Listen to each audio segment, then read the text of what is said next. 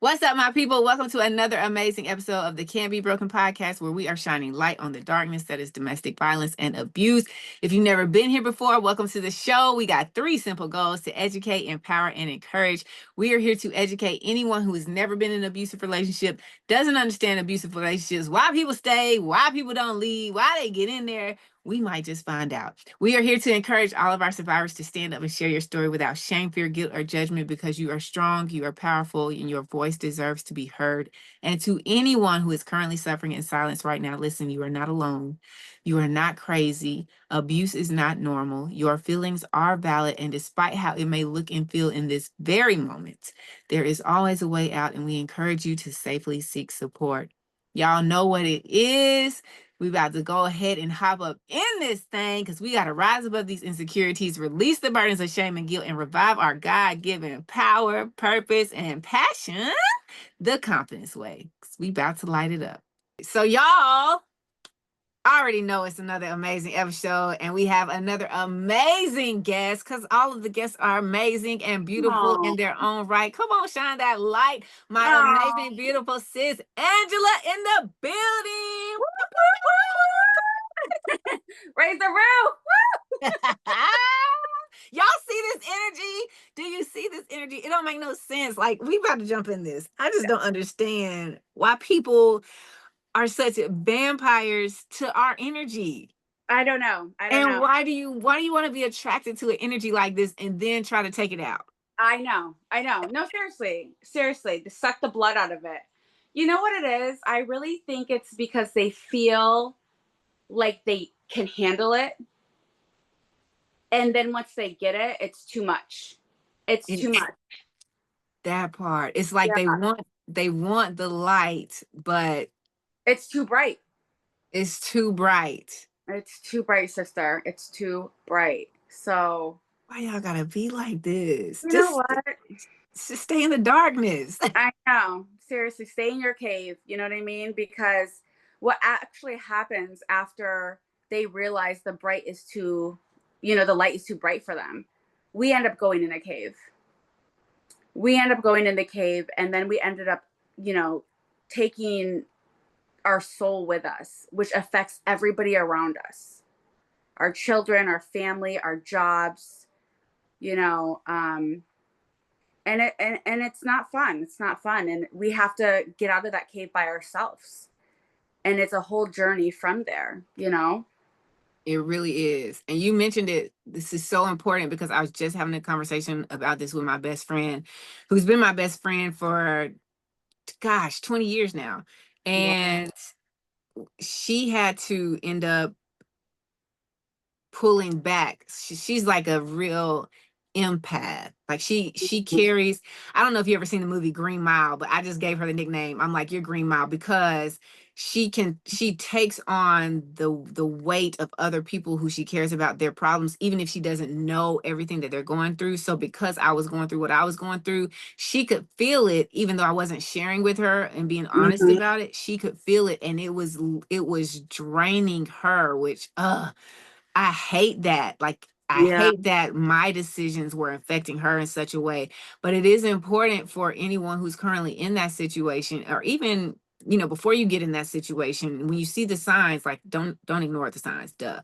But if you get in that situation, please understand that even if you're not sharing this information, like, everyone who is connected to you, who loves you and truly cares about you, they're being impacted by your decisions. And that's not to say, that's not to make you feel bad, because we both know, and everybody who's been there is usually a process before you get sucked into that cave. Yeah. But just know that you think you're hiding things, and if you have kids, you're definitely not hiding what you think you are, but you think you're hiding things. In reality, your family, like so many people I've talked to, their family has separated themselves or disconnected or cut themselves off from the person who is being abused, just because it's like, I can't bear to watch you continue to make this decision. And we both know it's not healthy for you. Yeah, no, absolutely. And what's crazy about that is, in my situation, I'm not like one to share everything with my parents. because I like to have healthy boundaries.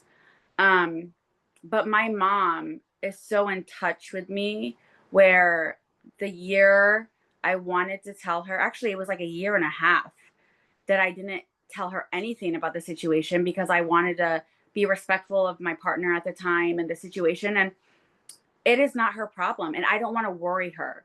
But she was so in tune. She noticed the difference. You know, she noticed me drawing back. And she would send me, like, my mom, the way she communicates is like she'll send me memes or sayings or little poems like, my daughter, you're loved, you're support, you know what I mean? Stuff like that. Like, we don't have to talk for months. And that's her way of showing me that she sees me, she hears me. So it's just so true. And like when your family is intertwined with you, to sense that, it really is a burden for them when you're going through whatever. So it's not to make you feel bad, but it's also like you need to take accountability. Accountability is a huge thing that we don't do, and we tend to push that to the side, our healing process, which actually slows down the healing process. So yeah, it's important. I'm So so important. glad you said that. I'm so glad you said that because there are people who are in the situation or freshly out, and taking accountability means looking yourself in the mirror and Mhm. acknowledging that although not every situation is the same, so not everybody got into this, like, because you got human sex trafficking, you got kidnapping, you got all kinds of crazy, right? Right. Not everyone consciously chose or fell into that through a relationship process, and not everyone could technically always get out. You know, if it's Right. something that severe, we understand. But in most abusive situations, the person who's being abused is making a conscious decision every single day to stay. You know, Yes. regardless of what your reasons are, you're weighing the pros and cons of if I leave, or, you know, you're weighing it, but you're still consciously choosing to stay. And if you don't look yourself in the mirror and strip away all of the bull jive and say, I still decided to be here, Mhm. you can't move forward. Yeah, no, you're absolutely right. And you know what's funny too is because I think a lot of women, they stay because of the kids, or they have this idea in their head that if they leave, everything's going to fall apart. But it's already fallen apart. It's already fallen apart. So it's like, what are you actually holding back from? So then we start to look in the mirror and we start to realize, okay, we're going to stay because we don't want things to fall apart, but everything is already falling apart. So really, we start running out of excuses, right? What would really be different if we left, except for more positive things, right? What would be better? And then you start to think of it, okay, well, if I left, maybe I'll my mental health will be better. My kids will be in a better space. I'll go back to work, whatever it is. And then you start to think of, okay, well, if I stay, it's going to stay the same. And the Or abuse get continues. worse. Or Or get get worse. worse. Yes. So then you really have to look like, okay, so who's really the abuser here? Is it him or is it me? Am I abusing myself? Because this has everything to do with me and my decisions, nothing to do with this person. So you become the abuser in the process. It's wild. It's wild. Girl, out of all the episodes and all the conversations, that's the first time that it's ever been presented like that. Who's really the abuser? It's the If truth. you're actively choosing abuse, oh my God. Yeah. And then you think of your kids, you think of your family, you think of all the ripple effect, who it affects around you and the people that you love. And then once you start to see that, if you do see that, right, after you take accountability, if you decide to do that, then you really have to realize, well, my mom doesn't even know this guy. My kids only met this guy 2 times, or whatever it is. So who's abusing who? And that's the truth. I mean, Dang. you're willingly choosing abuse from someone else, and you're abusing yourself. And that goes back to, you were about to say it earlier, but that goes back to the insecurities and the not truly knowing how to love yourself. For Mm-hmm. me, it was seeking love and approval and all these things outside of myself to make myself feel like I was valuable, or I was worthy, or I was enough. And that stuff is never going, even if somebody, like, because I have parents who were very loving, always spoke, my dad believed I could do anything. But if you don't believe it for yourself, it doesn't matter. So if you're constantly seeking someone else to fill a void that Right. you were meant to feel, you're always going to be seeking someone else to fill that void. And you Yep. have to be whole person yourself first before you try to create a partnership with someone else. Otherwise, you're not going to be able to see clearly the things or the flags, or even if you do, you're not choosing. Like for me, I saw certain things, I saw signs, but I still ignored them or counted them as, oh no, that's not that. That's not, it won't be. And then it just gets worse and worse and worse. And Mhm. you stay and stay and stay. And then you're there and you're like, okay, what do I do?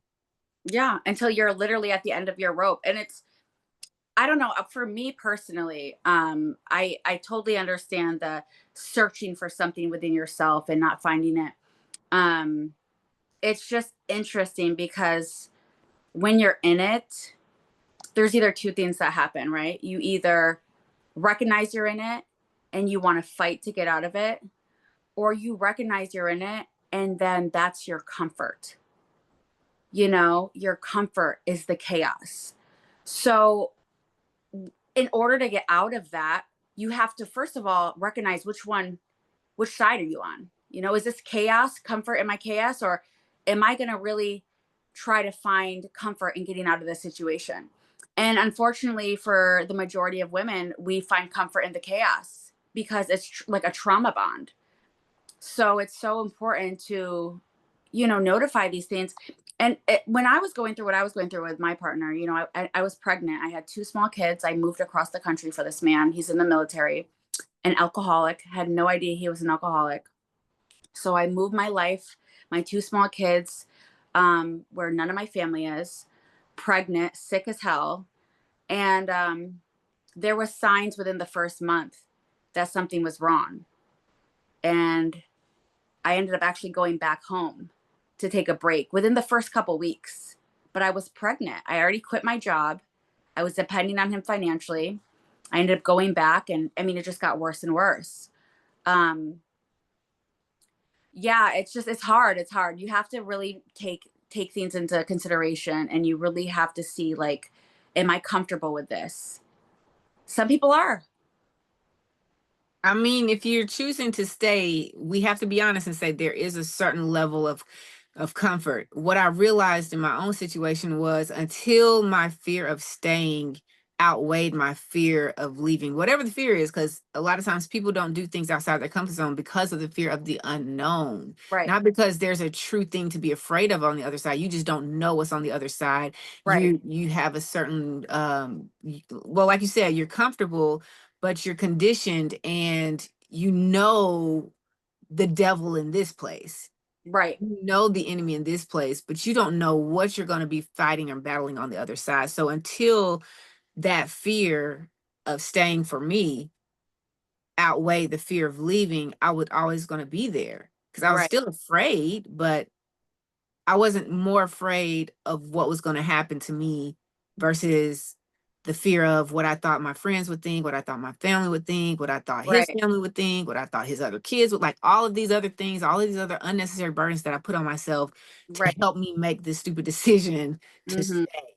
And so it's just about, like you said, at some point we have to take accountability for our own decisions, not saying that we caused the abuse, but we did allow ourselves to be there longer than we should have. Yeah, we didn't cause the initial abuse, but we caused the continuation of the abuse, right? So it's interesting too because I'm a psych nurse. I work with addiction. I work with mental health.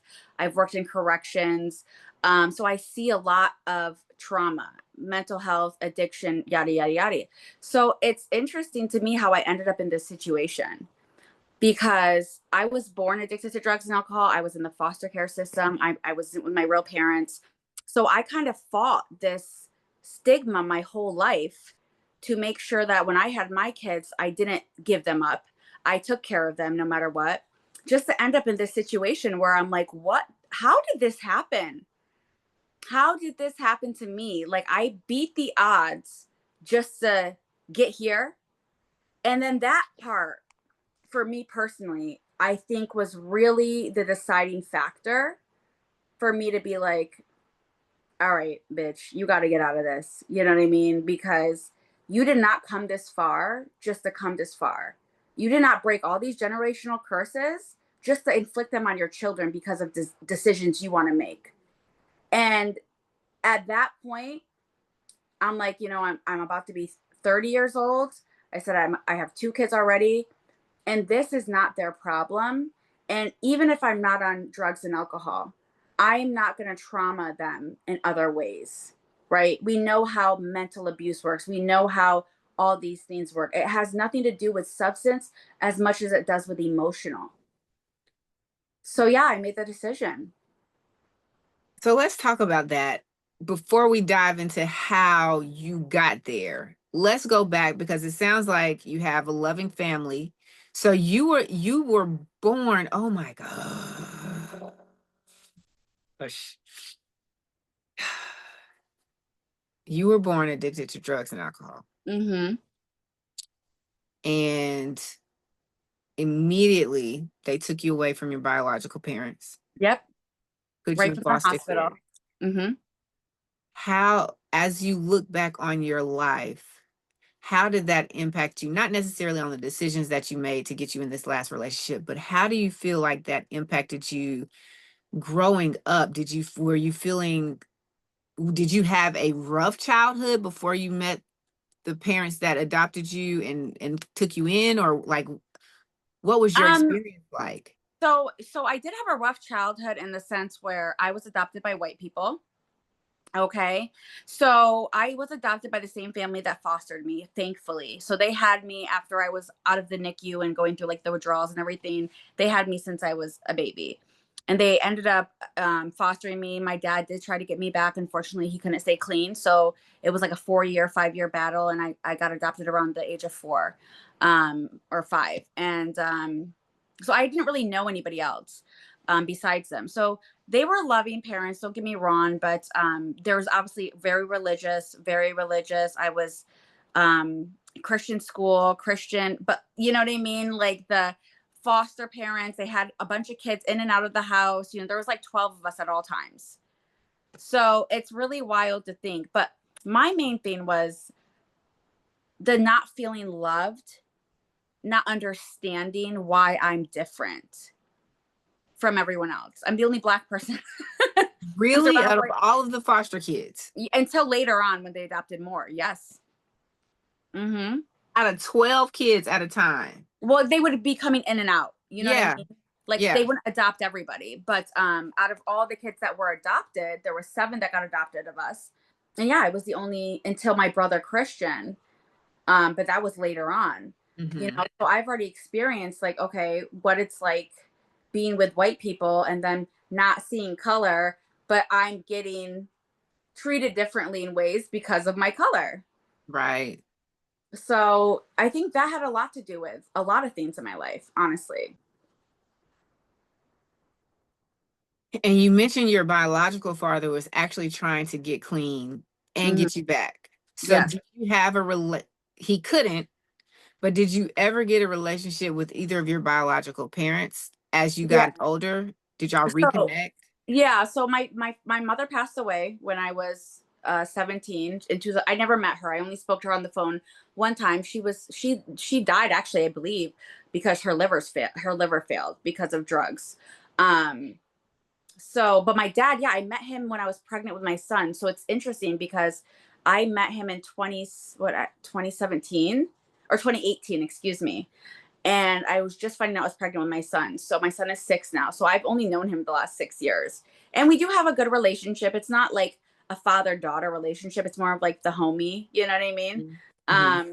But yeah, actually he's gonna move to California. He's getting older. So I'm the youngest out of his kids. He's 71 or 72. So yeah, we do have a relationship. Okay. That's good. I'm glad that y'all were able to. I'm glad that he didn't give up on knowing his kids, because some people could be so far gone into that lifestyle that they just don't care. And Right. it feels like I know that I have this addictive habit. And we know that addictions it's not like it's the easiest thing to beat, And so the Mm-hmm. fact that he really did have a heart to want to be in your life or in his other kids' lives is a beautiful thing. So you grew up in a white household, Christian, Christian, Christian, Christian. As you were finding yourself into high school and you saying like, because I can't even imagine the I don't want to say hypocrisy, but Oh, that's girl, the say word it. I'm flirting That's the with. word. That is the word. If you don't say it, I'm going to say it. Actually, say it louder for the people in the back. Okay? They can't hear you on the last pew. They cannot hear you. Okay. I'm trying to be sensitive to people. No, girl, you don't have to. You can tell how it is because, yes. I can't imagine growing up being told we don't, because you hear it, I hear it, and I see it, especially with us having access to social media now. You can see the people who really have conditioned themselves to believe, but we don't see color. We don't see color until you see color. Yeah. Like they dismiss the fact that there is an issue here. And Yes. it dismissing the fact that there's an issue means that you have an issue too, Yeah.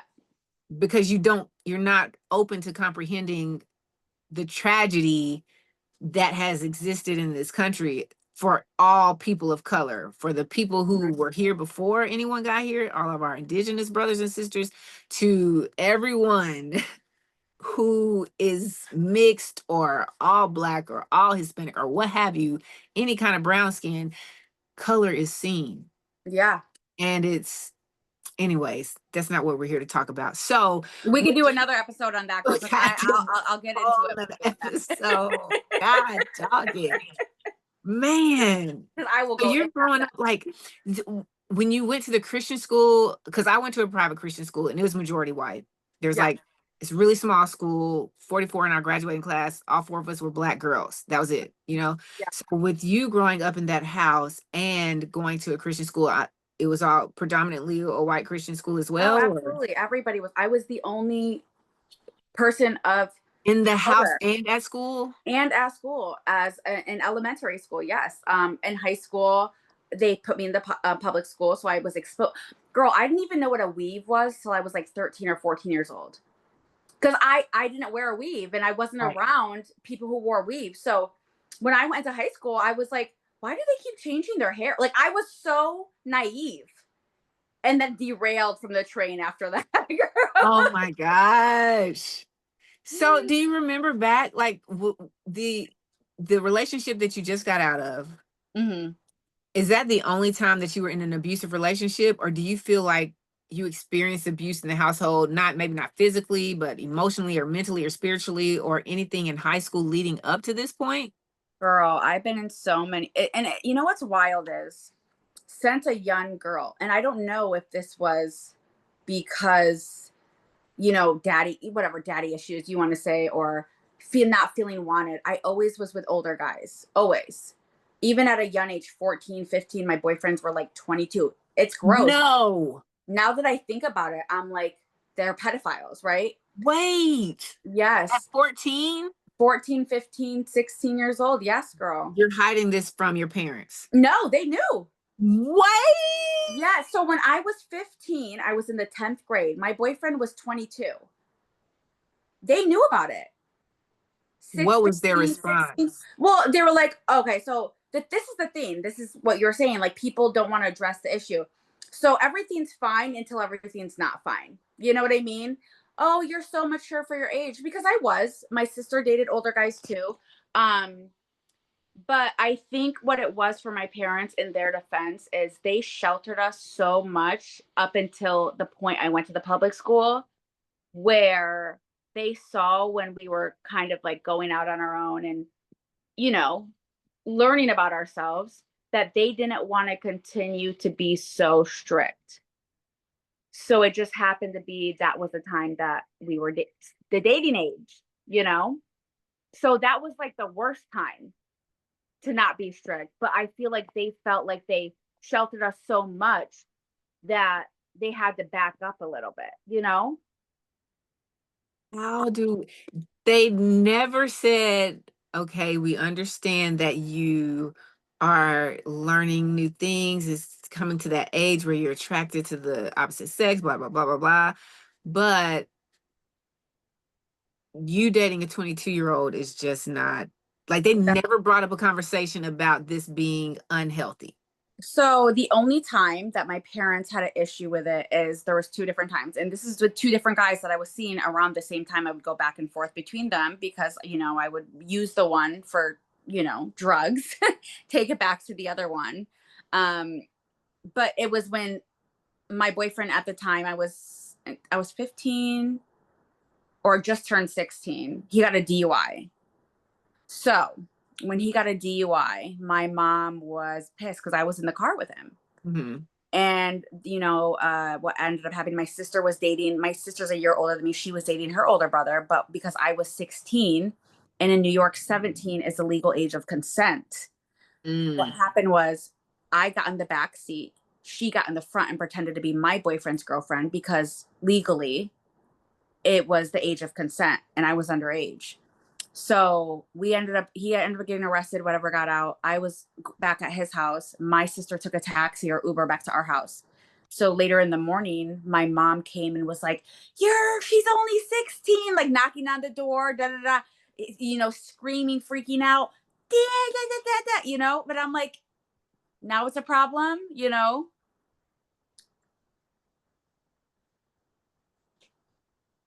I don't Yeah. even, that's surprising. Mm-hmm. I was not expecting you to lead up to 14, 15. I'm dating 20, 22 22, 23. Yeah. Yeah. at 14. Yep. 14. Just turning 15. Yeah. Yeah. It was like from there since I got into high school because I graduated when I was 17. So in the ninth grade, I was 14. And You're a that's, freshman in high school, dating a senior in college, yeah, essentially. essentially. Yeah. I mean, they were in college, but essentially, I yeah. didn't want to make it, yeah, I didn't want to just throw my assumptions out there, but that's what I was feeling. No, That's why I had to throw the essentially. no, they were not in college. What? They were just getting out of jail. So how do you meet? How did you even, because you said that you were going back and forth. So you were addicted when you were a kid, when you were a baby, clean, adopted. Did you get back into the drug lifestyle yourself? Yes, when I was in high school because I How? was so sheltered. Well, the people I was meeting, so my sister and me, she's 10 years older than me. She was very promiscuous. It was a whole thing with her, whatever. But we were very close. Her boyfriend's best friend. Now this is, again, let me just make sure I'm keeping up. Everybody's adopted. Everyone's adopted. So Yes. your parents, your adoptive parents never had any kids of their own. They had 3 of their own, but they were older. So they weren't in the house at the time. So the sister that you're talking about now, who's 10 years older, is also adopted. Yes. Okay. Carrie, I just want to make sure I'm keeping up. And Yeah. she's No, white. it's a lot. No, I really should write a book because it's so much. But anyway, She's white. she's Native American and Puerto Rican ish, Okay. and then white. So Native American, Puerto Rican on one side, and then white on the other side. Okay. So yeah, so she had her boyfriend, her baby dad, actually, my nephew's father, his best friend liked me. And I guess like was looking at me when I was younger or whatever. And when I got of age, a little older, I wasn't even of age. Right. We met up. Like we ended up, I was like, we were somewhere, we're at like a swimming hole or something. And I was like, I think I know you. He's like, yeah, Jason's buddy. You're Paige's sister. And I was like, oh yeah, you came to my house to drop my sister off before, because I would see him all the time in the car dropping my sister off with her boyfriend. But I was younger, So yeah. That's outrageous. It's outrageous, girl. But anyway, I don't want to talk too much about the craziness of that. But there was multiple situations like that, and abuse, right? Physical abuse came from that situation. With this particular person? Yeah, with this particular, I call him the crazy light skin boy. That's what he So yeah, crazy light skin boy. He ruined it for all the light skin boys for me. It just takes one. It just takes one. So how did y'all, do you feel like it was drug and alcohol related, or do you feel like it was character related and the drug and alcohol just magnified the character? It definitely was character related, but I definitely think we didn't really drink that much at that point. It was mostly like drugs. We were doing cocaine. He was a cocaine dealer.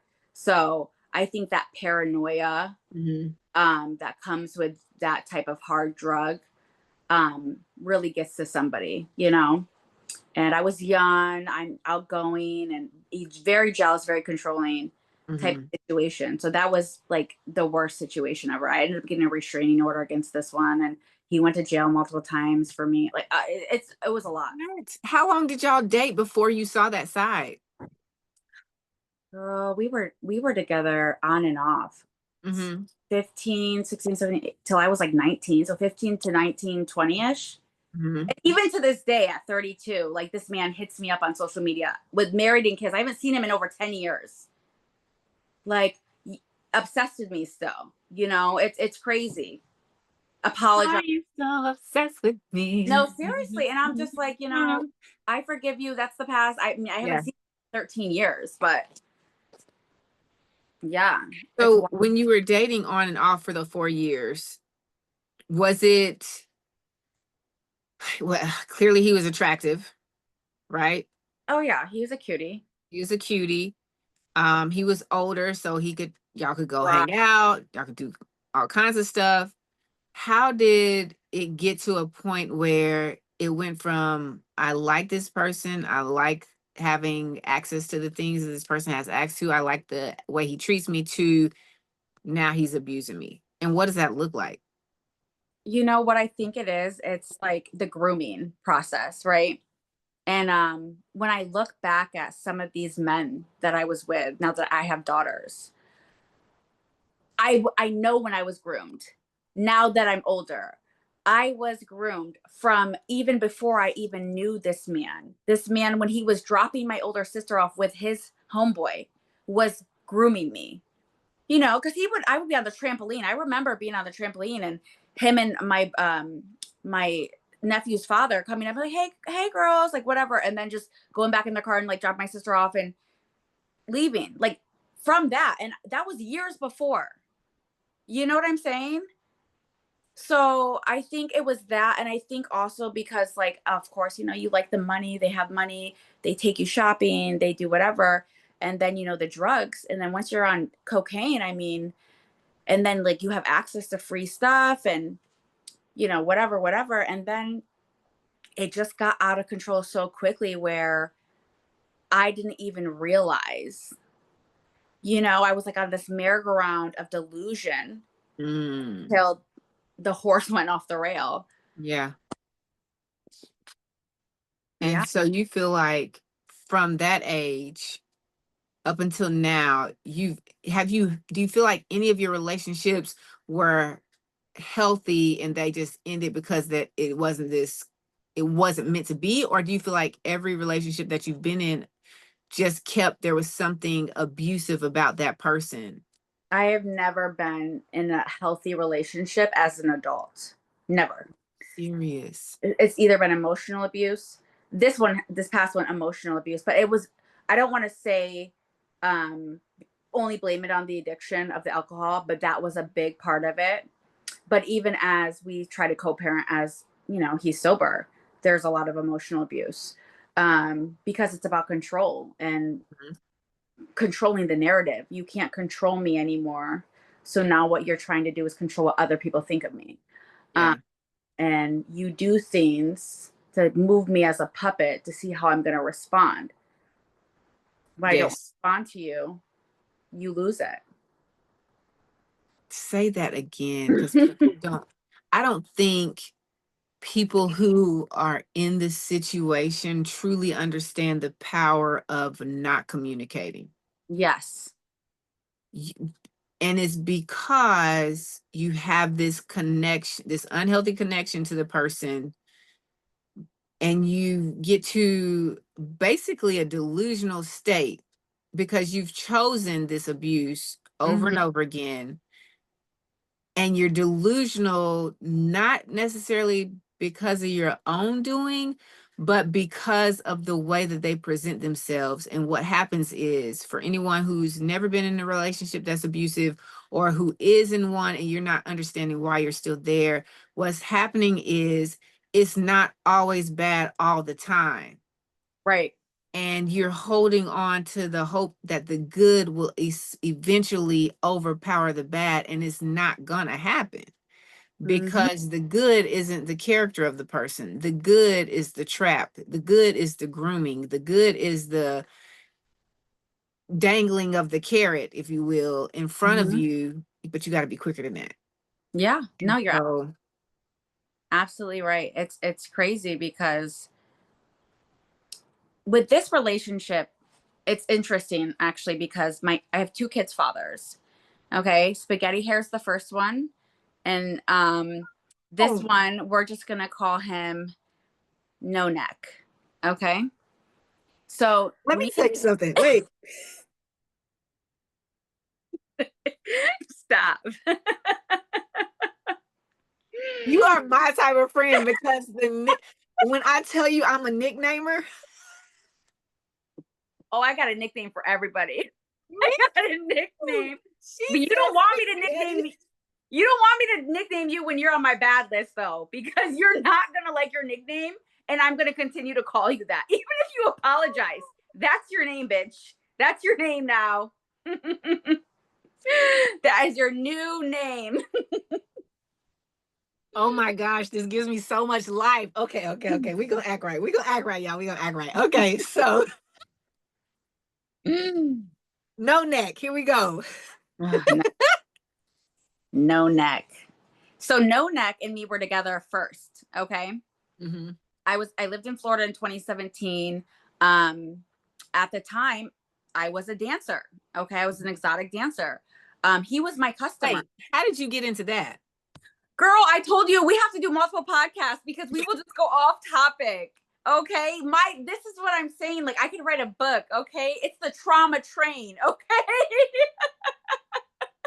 We're not even at the caboose yet. Like, oh my gosh. Car. Oh my gosh. Because you're not the first guest that I've had that has done, that's been in that lifestyle. But I was like, I gotta find out. I'm like, how did he get here? Wait a minute, because I know because I was used to money at a young age. I was used to that hustle from 14, 15, 16. And how did you get introduced to it? Or were you just like, well, I know I can make some money here? Well, for one, dating the older men, that lifestyle, right? And then for two, actually, it's interesting because I'm a nurse now, but I was a nurse before I was a stripper. I graduated from nursing school before I started dancing. And that's because I was like, I know I was confident. I was, I was hot. I like to party. And, I was like, I know I can make some money. So I ended up like, why would I work all week for $1,000 as a nurse wiping ass when I can just go and like flip my hair and, lay on the stage and look cute to these pedophiles? It's like, I knew how to work older men at that point. You know what I mean? Yeah. So it was like so easy for me, which is not good, but that's how I ended up. How old were you then when you moved to Florida? When I moved to Florida, I was 23. Okay. I was 23, and No Neck was 30, about to be 31 when I just met him. So he's even a little older than me. Yeah. Yeah. So he was my customer anyway. We ended up like you know, meeting at the club or whatever, I actually liked his friend, but his friend already had another girl, or his friend was being a good friend and knew that he liked me, and he was shy. No, Neck was shy. So I ended up sitting on his lap, eating his chicken wings, drinking some Henny, da da da. You know what I'm saying? And then we ended up exchanging numbers. And then the next day, I went to his house, and girl, when I tell you, I thought I pulled up to the wrong one. We were gonna go like a zip lining or something. Mm-hmm. Girl, his house was so nice. He's in the Navy, right? He's 30 years old, owns this beautiful house in Florida. You know what I mean? I thought like this was a joke. Like I was like, is this your house? Like, do you have roommates? No. So I was like, oh, I got lucky. Like, you know what I mean? Like, Okay. you know, like, so anyway, we ended up hitting it off, drinking, partying, whatever. But it was supposed to be a fling. He was getting deployed, but we ended up just like, I ended up going to his house that one day. And then like, I really never left after that. And we just ended up like, you know, really kicking it. And like, actually, he got me to stop dancing. So So there was a bond there. Do you feel like the bond was more so because you were impressed by where he was in life, or do you feel like it was really, you know, the honeymoon phase where everything, a lot of times everything is just clicking, the energy is there, I love your personality, I love we share the same comedy, we laugh at the same stuff. Like, was it one of yes, those kind of it was one of hard those. to Like leave? we Yeah. had the best time. Like the first day we hung out, girl, like we were supposed to go ziplining and I was gonna surprise him. I was like, okay, I just told him like what to wear. We ended up not even going and just got like wasted at his house, putting on like 90s R&B, dancing around the house, drinking Bacardi Limon, like singing Mariah Carey, P. Diddy, I Need a Girl, you know what I mean? Mario Winans, Yes. all of that. And we just had the best time. Like that was our vibe, you know? And his house was the party house, you know? So, and I just stayed there. I don't know, I just felt like that was my person, Mm-hmm. you Don't know? you hate that? Like, I that hate is that. the, like, why I hate that it even happens, that you can have someone not, who you're not meant to be with, who's Right. really not your person, who y'all's energies and things are really gonna collide or bounce off of each other. But in the beginning, like, why are we able to be such good, seemingly good friends? Like, why do things have to be so good and cozy and comfortable and everything just lines up? Why does it have to be like I this? know, it's such a deceiving feeling. And Yes. I feel like everybody goes through this deceivedness, like this little snake feeling, right? The slithering feeling of you think you're, you know, that's the guy for you, your soulmate, blah, blah, blah. But really, like, as you're getting cozier, you realize like the snake just has two heads. Mm. You know what I mean? So you went into kiss one, but you got another one. You got God, bit by the other one. And got bit by the other one. it's wild. It's wild. We all go through it, girl. So y'all kicking it. How long do y'all get to hang out before he gets deployed? So we meet in February, late January. He gets deployed in August. Okay. Okay, he turns 31 in March. So we knew each other like a month before he turned 31. I turned 24 in August. And no, he gets deployed in September, excuse me. So our plan was like to kick it for the summer, you know, and then like kind of just like depart. Because Yeah. I was like, he wanted to start a family back then. Mm. I wasn't ready for that. I was just stopping dancing. I was like, da da da, you know what I'm saying? Um, and then he got deployed. And when he got deployed, I met Spaghetti Hair. And that's my first baby daddy. So I was actually staying with No Neck at his house. He got deployed and he let me stay at his beautiful mini mansion in Florida. While he was deployed. While he was deployed. But the thing that's crazy is this is where the red flags really started to go in. He wanted me to stay there so he could watch me. He had cameras. I didn't realize he had cameras. And that was always a whole thing too. Like, where are you sneaking off to at 2 a.m? And I'm like, how the do you? He had cameras watching me. I had no idea. Yeah. So that was like the biggest red flag right there, right?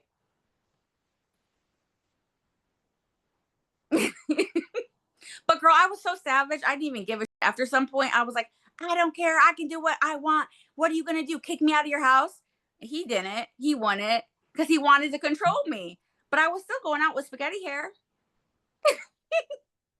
I was like, I was so savage. That's outrageous. yeah, yeah, yeah. It was crazy, He was girl. watching you. Yes, watching me from Italy.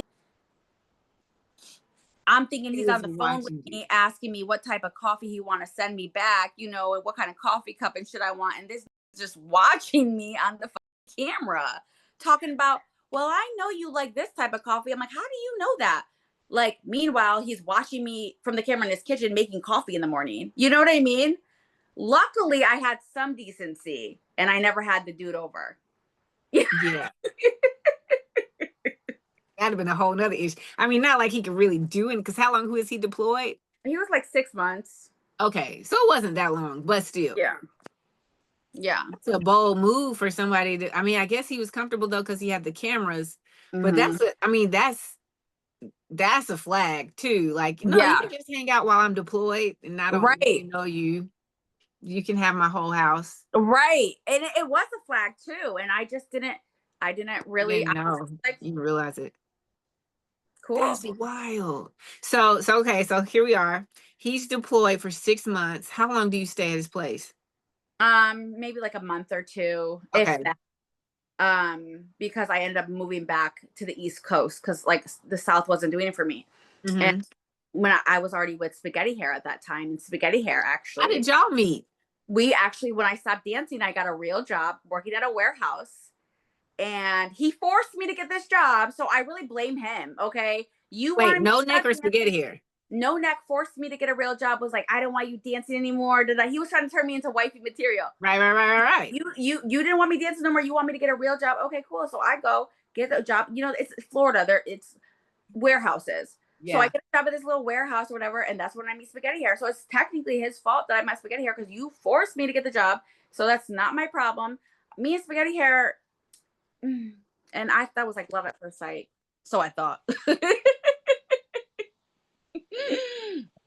It's the adjusting of the clothes. Just like, so good old spaghetti hair. Yeah, Yeah. Okay, so y'all meet at work. we meet at work and we heat things up quick Okay. because I was going through a lot of health problems then too because I'm allergic to dust. So I didn't realize my health was declining because I was working in the warehouse. Yeah. It was so bad. I was in and out of the hospital. I was losing weight. My lungs were at 10%. And I knew I was allergic to dust, right? My mom told me that I have asthma, but I thought I grew out of it. Right. Because you I hadn't experienced it in right so long.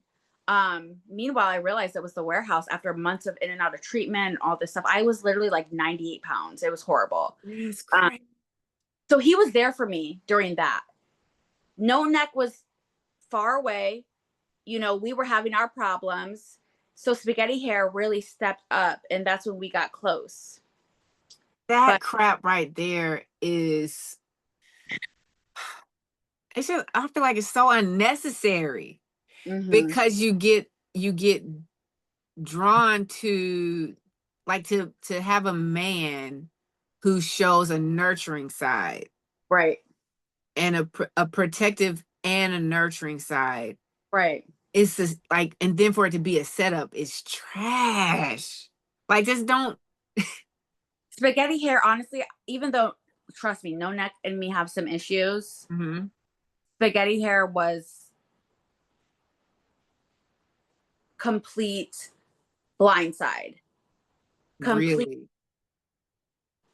lied about his whole life. You want to say master manipulator? I can't even get into the things. Just say that this man is such a manipulator, so good at scheming, so precise at his craft that he is literally the only one out of everyone he grew up with that's not in federal jail for life right now. I'm not even kidding you. Like, he But is, should be. but should be, but should be. This is how good of a manipulator he's good at covering his trap. I kid you not. Like, it's a whole thing. And he got me, and he got me pregnant too. 8 months later.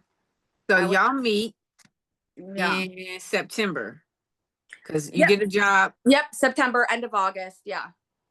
Y'all meet. You go through your health issues. He's there. Oh my goodness, this is so nice. Somebody who's cool, blah, blah, blah. I feel comfortable, blah, blah, blah. And he cares about my And health. fine. And he's fine. Dark So, chocolate, sexy, spaghetti hair. You come know them on, Florida dark boys. chocolate. You know them Florida boys with the dreadlocks and the Glistening swag. skin and muscles. Ooh. Ooh, 100. And keep it 100. So clearly the attraction, then you have the nurturing, like for you to be, it's just something about a man who takes care of himself physically. Yeah. And you know he's strong. And then he is able to nurture a woman, like give you the space and opportunity to be soft, and you feel safe doing that. Like it's just, it's like a lethal combination because it's rare. It's like Patron and I don't salt. You know what I mean? That's what it's like. Henny and Hypnotic. Like it's literally one of those. But it's the theme that's so crazy is like when they give you those little cocktail mixes of their personality that you think it's just the perfect amount. Doesn't need any more Henny, doesn't need any more Hypnotic, no more lemon juice, whatever. Then the shot, it's like when you take the shot, the feeling like goes away so quick. Yeah. You know what I mean? Like it's like you're chasing that feeling after the initial one is gone. And like Yeah. what he did to me. That's what he did to me. He played me for a fool. That's so when you're saying like he's lying about everything, so walk us through what you can walk us through as it relates to you and his interactions. Past the health issues, now we're getting into the nitty-gritty. I see that you could possibly be nurturing and you care about me, but at some point the coin flips. So he had a 3-month-old baby when I met him. That you knew about or didn't know about? So I knew about the baby, but I didn't. He had another daughter. I didn't know about the second daughter too. With How another, old was she? that one she was 4 at the time. So the 3-month-old baby was with his longtime love that he was with for 12 years, you know. And he told me that they weren't together. They haven't been together for years, but familiar. They still sleep with each other every once in a while because they're comfortable with each other. And she ended up getting pregnant. And that's believable. That's believable. You know what I mean? I was like, oh, okay, like I get it, whatever. But like they're not together, da da da, like they just co-parent, whatever. And then he would always call me with the baby while she was at work, you know. And I never went to his house at first because, you know, he was living with her, but I had no idea. Like he was such a manipulator. I'm thinking like, we're going to be in love. I'm going to be like a bonus mom to this beautiful baby. Da, da, da. Meanwhile, he has a whole girlfriend, baby mama living in his house. And I have no freaking idea. Yeah. So he's playing both of us. And a 4-year-old. Oh yeah. He has the 4-year-old. The 4-year-old lives with the other mom though, in Georgia, like right over the Florida line. So that was that. And then I would always like ask him questions. And after a while, like things weren't adding up. I was like, why can I never come to your house? Why are we always getting hotel rooms in ghetto ass Jacksonville? Like, I want to go to your house. Like, you know what I mean? Like, you know, and he would be like, oh, you know, I'm paranoid. I don't like people going to my house. The feds are watching me, which they were.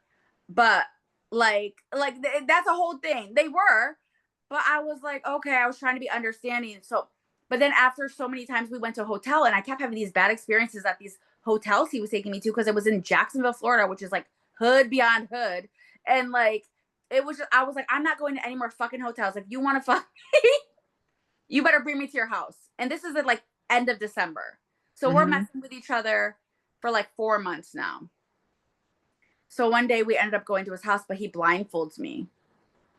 And when How drives does he get away with blindfolding you? What is the story that he tells you that you're like, okay, yeah, go ahead? because he said he's being watched by the federal police and he doesn't trust anybody and he's scared, he's paranoid. And How is he told me a little bit why he was, and he was getting watched. He was definitely getting watched. But I was trying to be respectful. I didn't care. I just wanted to go to this man's house.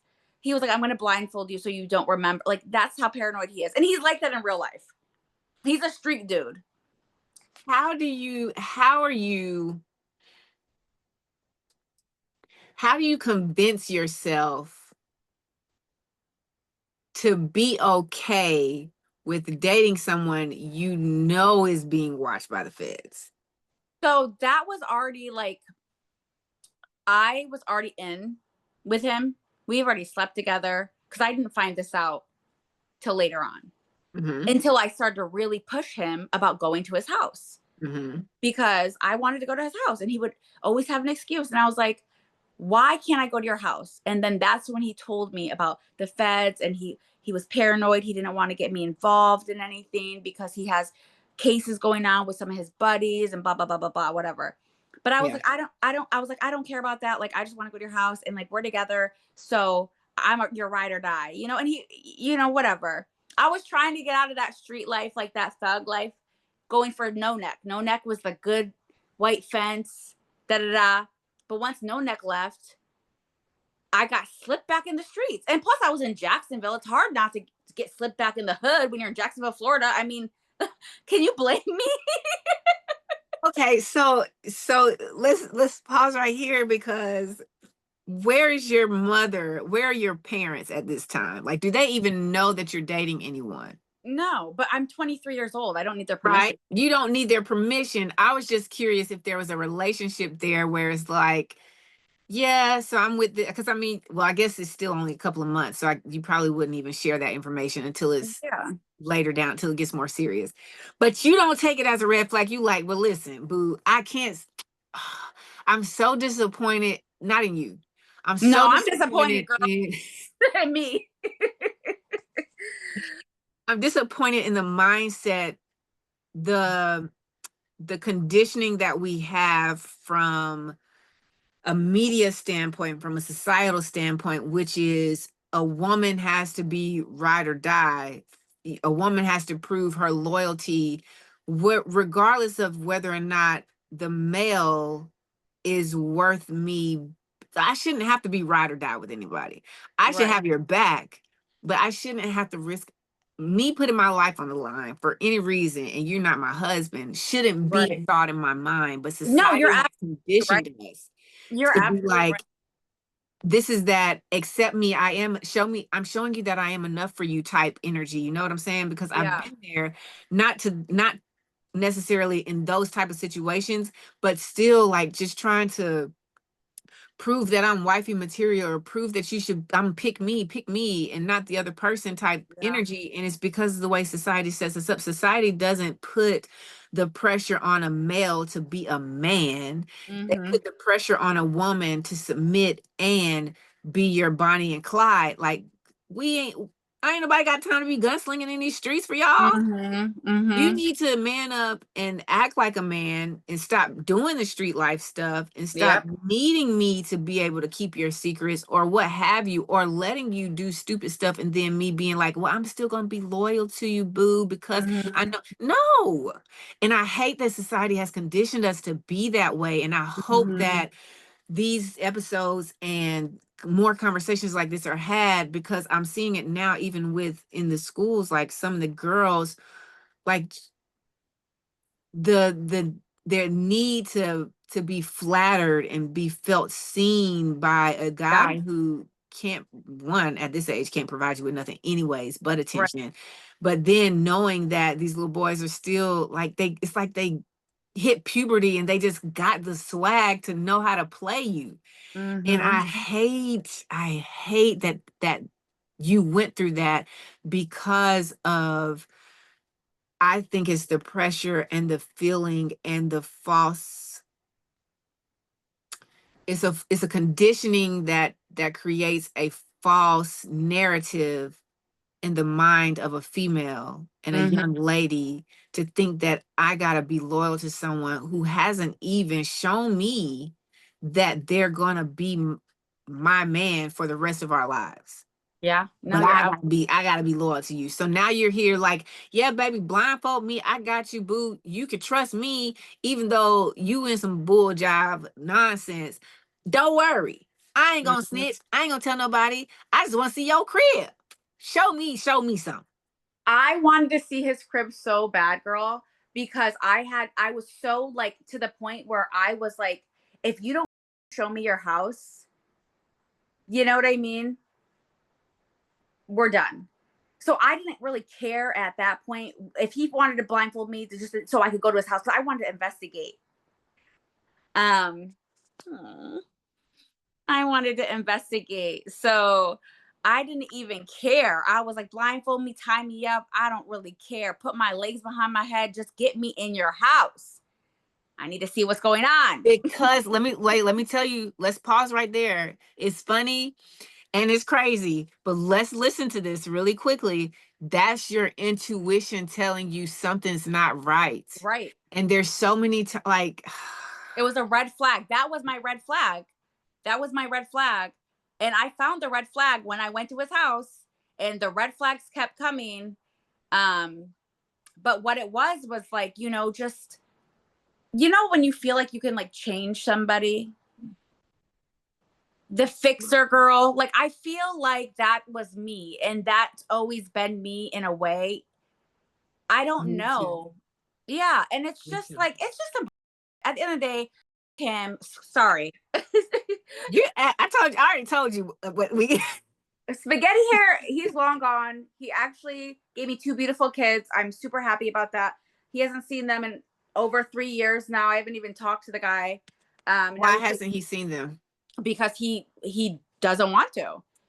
He doesn't want to. When we broke up and I stopped financially supporting him, because that's ended up what happened, 5 years of me financially supporting him after he moved. It's so much. Y'all both worked at the same spot. So I moved back to the East Coast. And y'all are still dating long distance. So no, he moves with me to get away from this Fed situation and have a fresh start, blah, blah, blah. I was like, okay, whatever. I'm moving. You can So come. he leaves his 4-year-old. Well, his then what? 3-month-old. 3-month-old? Wait, you moved? She was 3 months old. How old was she when y'all moved? Like 7, 8 months, yeah. Because January, she was born in June, so whatever that makes. June of 2017. How did this conversation happen? You're like, why did you leave Florida and go back to the East Coast? So the reason I left Florida, 1 is because my health problems. Okay. 2, because it was so ghetto. I'm sorry, I hate Florida. It was not for me. Not all of Florida, just Jacksonville. Jacksonville was the worst. Nobody go to Jacksonville. Keep driving, you guys. Don't even stop at a red light. Don't even stop. It's so ghetto. It's so ghetto.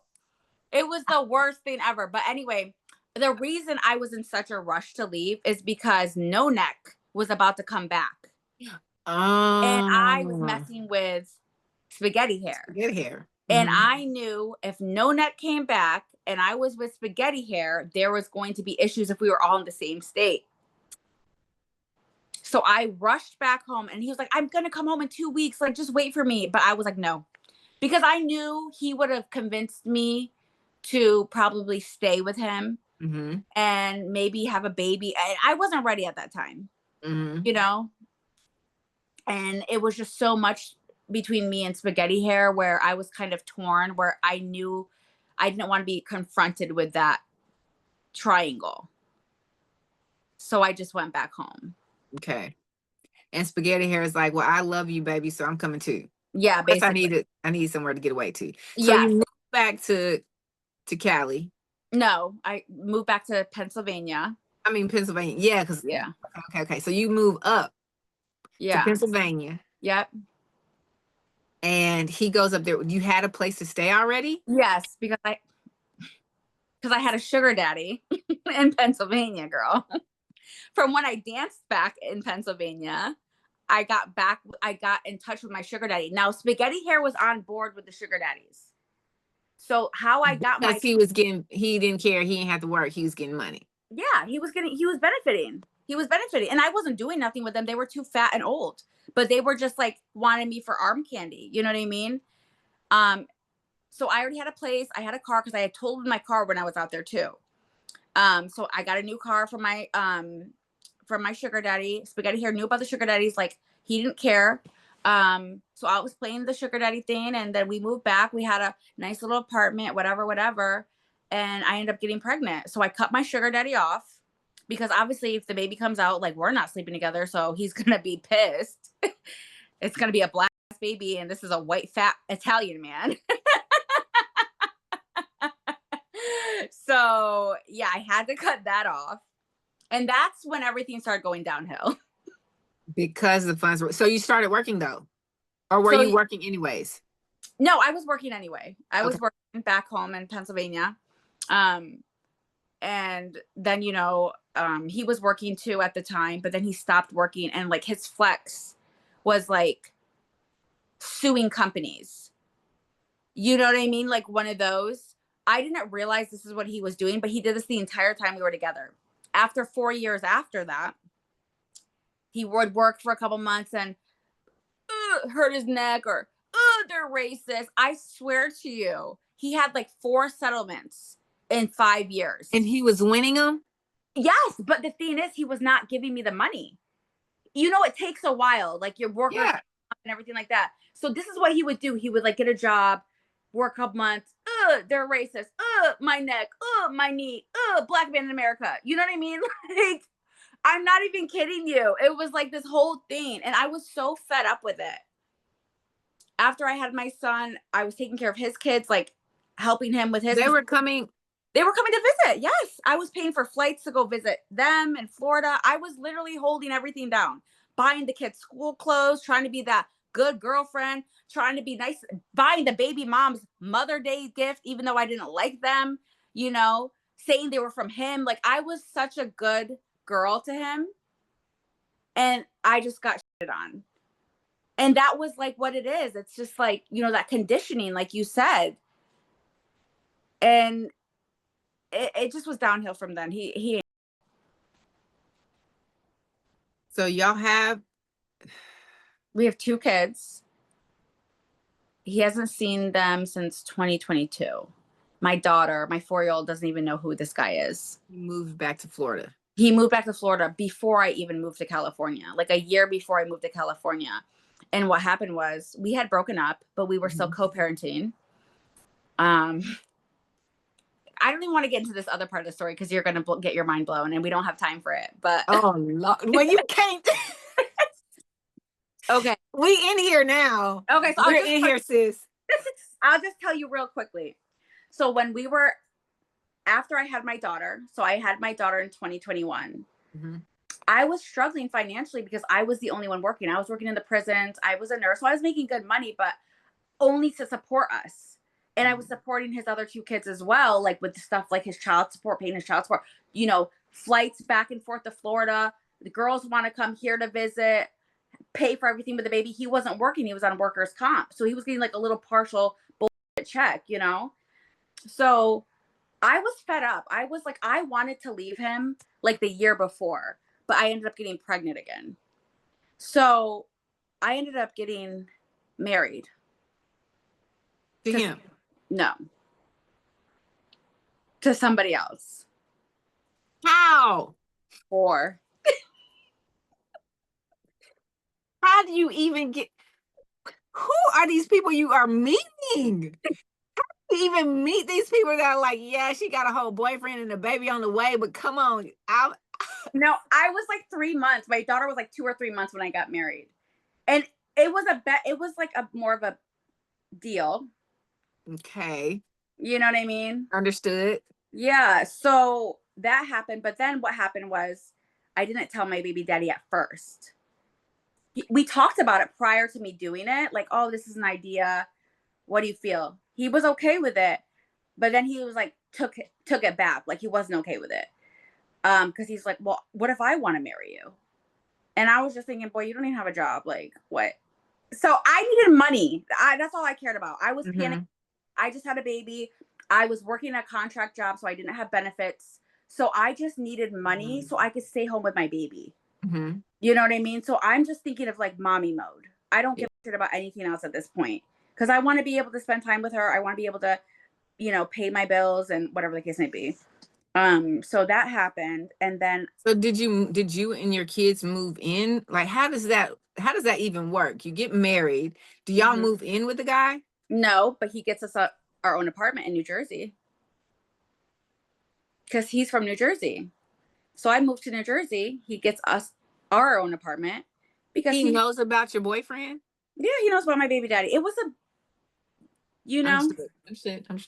I was yeah. just So he gets us an apartment. He wants me to move there so he can be more in touch with me. And he still is my husband. So he actually acts like my husband. He's a good guy. I'm not going to say anything bad about him. He's from a different culture. He's Indian. So wait. He still is your husband today? yeah, we're going through a divorce right now. Yeah, I'm still married legally. Yeah. I want to divorce him. I'm ready to move on from that part of my crazy life. I'm starting a fresh chapter. No neck, no husband, no spaghetti hair, just me and my kids. No, So dumb. Oh my gosh. A book. You need like this is a series. This I know. is not a movie. This is not a book. This is a TV series. It is. With at least 12 seasons. At the least. So we've been married since 2021. Okay. So you moved to New Jersey from Pennsylvania. Yep. And you and your boyfriend, you and spaghetti hair, the husband buys y'all an apartment. Buys me and my kids. Spaghetti hair doesn't move in. He doesn't move in. No, he stays in Pennsylvania because we were broken up at that time. Oh. But we were still co-parenting, like living together. And I wanted the kids to still stay at the house that we had because we lived in a really nice neighborhood. And I didn't want them to downgrade with him when they were visiting him. I wanted them to have the same life when they were visiting mommy in Jersey and then daddy in Pennsylvania because we were co-parenting going back and forth. Okay. So he stayed in Pennsylvania, but then he just didn't pay the bills because I was like paying the bills at first for my house in Pennsylvania, but I wasn't living there. So I was like, bro, you got to pay the bills. Like I've been paying the bills for all these years. I want to move to Jersey full time. I ended up really loving it. I was working in New York City, making good money. So I was tired of going back and forth to PA. And he just let the house get evicted. He got evicted from the house. Oh my gosh. Yep. And then got mad at me because he blamed me. But at the end of the day, like he ended up moving back to Florida. And so that's basically the last time I saw him. That's crazy. Yeah. When I stopped helping him financially, he was like, F you and F those kids. Like, I'm not kidding. Yeah. He could not benefit from me anymore. And he has not seen them since. Now he takes care of 4 other kids from a whole nother woman that's not even his woman, lives in her house. You know what I mean? He's like one of those. Oh no, I know exactly what you mean. They share the same. I know exactly what you mean. I definitely know because it doesn't. They're house hoppers. A lot of them are house hoppers, and they need to be them. They need to feel like they're the man in charge without the responsibility of being the man in charge. Yep. And so that's where we are with that. So I haven't seen that guy since like the end of 2021. So how do you end up from New Jersey to Cali? leaving? Yeah, like where's the gap here? Because you still married. I'm still married. On paper. So the husband doesn't want anything from you other than the marriage on paper. Well, we did have a relationship. Okay, y'all tried. Yeah, we did. That's still my husband. Like he's good to my kids. He's good to me. Like that's still my husband. There was something there, but culturally it wasn't going to work. You know, he's from India. I'm from the United States. I'm wild. you can't control me. Yeah. It didn't work. Obviously, It didn't work. you are the freest spirit. You hear me? Nobody's clipping them wings. No, it Wow. didn't. Oh man. Yeah. But we're not Wow. mean or anything like that, you know? Yeah. Yeah, we have our lives and, we're there for each other when we need it. But yeah. Wow. Okay. So you get from New Jersey to Cali. How?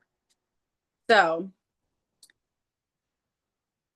my no neck Mhm. and me throughout all these years with spaghetti hair and all the BS, we've stayed in contact. Okay. I actually went to visit him like twice during this time I was with my baby daddy, and I cheated on my baby daddy with no neck. Mhm. My baby daddy knew though, because I told him, because I was like, I'm going to see no neck, and that's what it is. Because we weren't really together. Like, you know what I'm Right. saying? We had so many problems from the beginning Mhm. where we were, I don't really know what we were doing. We had a baby. Yes. You know what I'm saying? Which is why y'all ended up staying together longer. Right, right. Because I had a son and it was his first son, and I wanted the family, and I thought it would be different. I don't know why. But I tried, Yeah. and it Yeah. didn't work. So anyway, yeah, me and No Neck, we're always talking on and off. And then we ended up linking up again in 2023. And, kind of just, it's been like 6, 7 years, Mhm. since we've really been around each other. Because that was what, 2017, 18, 19, 21, 22, yeah. And we end up, getting back together. And, he's like, we've been dealing with each other for all these years. Like, let's just do the damn thing. And I'm like, it. Let's do it. So when y'all reconnect, so you go back to Florida just to visit, just to No. visit. So he wasn't living in Florida at the time. Oh, where was he now? He was in Virginia Beach in 2020, and then he got shipped to San Diego. So when we get back together, he's in San Diego because he Okay. did 3 years everywhere from the Navy. Okay. So you're in New Jersey still. And Mm-hmm. then y'all, you go visit. He's like, hey, I'm in San Diego now. Come visit me. You go visit. He flies you out. Yep. He flies you out. And y'all reconnect and things feel like, man, I'm chilling with the homie. Yeah. So he actually came to New York. Like, I lived in Jersey City, so it's like right by New York. Like, Mhm. so he actually flew into Queens, and before I went to San Diego. So this was like in like April of 23 or Mhm. May. And he flew to New York. I went to go see him. We start talking. I tell him I'm married. I tell him everything. Like, I'm very honest. That's the one thing about Yeah. me. Very honest. I don't feel like I need to lie. Like, even if it's gonna hurt your feelings, I don't care, because I'd rather you tell me the truth. I don't like to be lied to. Right. So I told him I was married. Like, we went to Sugar Factory. I sat him down. I was like, listen, I got something to tell you. And if you don't want to deal with me after this, then I completely understand, but I need to put it out there. I told him I was married. I told him the situation. And he was like, I don't care. I still love you. I'm married with 2 kids from a man that's not my husband. Mm-hmm. I don't care that you're married or that you got 2 kids from a man that's not your husband. I want you to be mine. Yeah. So that's a red flag. Yes. That's a huge red flag. Well, we've always been in contact on and off. So Yes. even when I had my kids, like when I had to break it to him that I was pregnant with my son, we were still talking. He was in Mhm. Florida when because he got deployed and came back home right before I moved to Right. So Right. he felt like we were still kind of together. Bless his heart. But I was like messing with spaghetti hair, and I ended up telling him I got pregnant, which it broke his heart. But he was like, I don't care. Like, I'll still be with you. Da da da. I'll take care of your Like, son. what has No Neck been doing these past 6 years? Becoming Besides, becoming an alcoholic, which I had no idea. so okay. But let's backtrack to when you first met him at the club and then you went to visit and y'all was hanging out. Did you feel like, because y'all were drinking, did you feel like he was an alcoholic then? Or do No, you? I felt like we were having a good time. Mhm. He was the party house. We wouldn't drink every day. We would drink on the weekends. His boys would come over. I mean, he's like higher up in the military. He has this nice house. Like, they would go get liquor. It was the party house. Like, you know what I Yeah. mean? He's a Yeah. bachelor. Like, I didn't think nothing of it. But now, 6 years later, when you see him in New York, you know. No, I You still still don't know. don't know. I still don't know because we weren't continuously seeing each other for within those years. We only saw each other 2 or 3 times within those 5, 6 years. Okay. So COVID happened. There were Mm-hmm. years he got deployed again. I was pregnant 2 times. We stopped talking for some months and we would start talking again. You know what I'm saying? So I didn't know. I had no idea. This man flew to New York and heard you tell him to his face, I'm married and I have 2 kids by somebody who ain't my husband, and he still wants to be with you. Yeah, he actually met my daughter that trip to New York. She was like 1.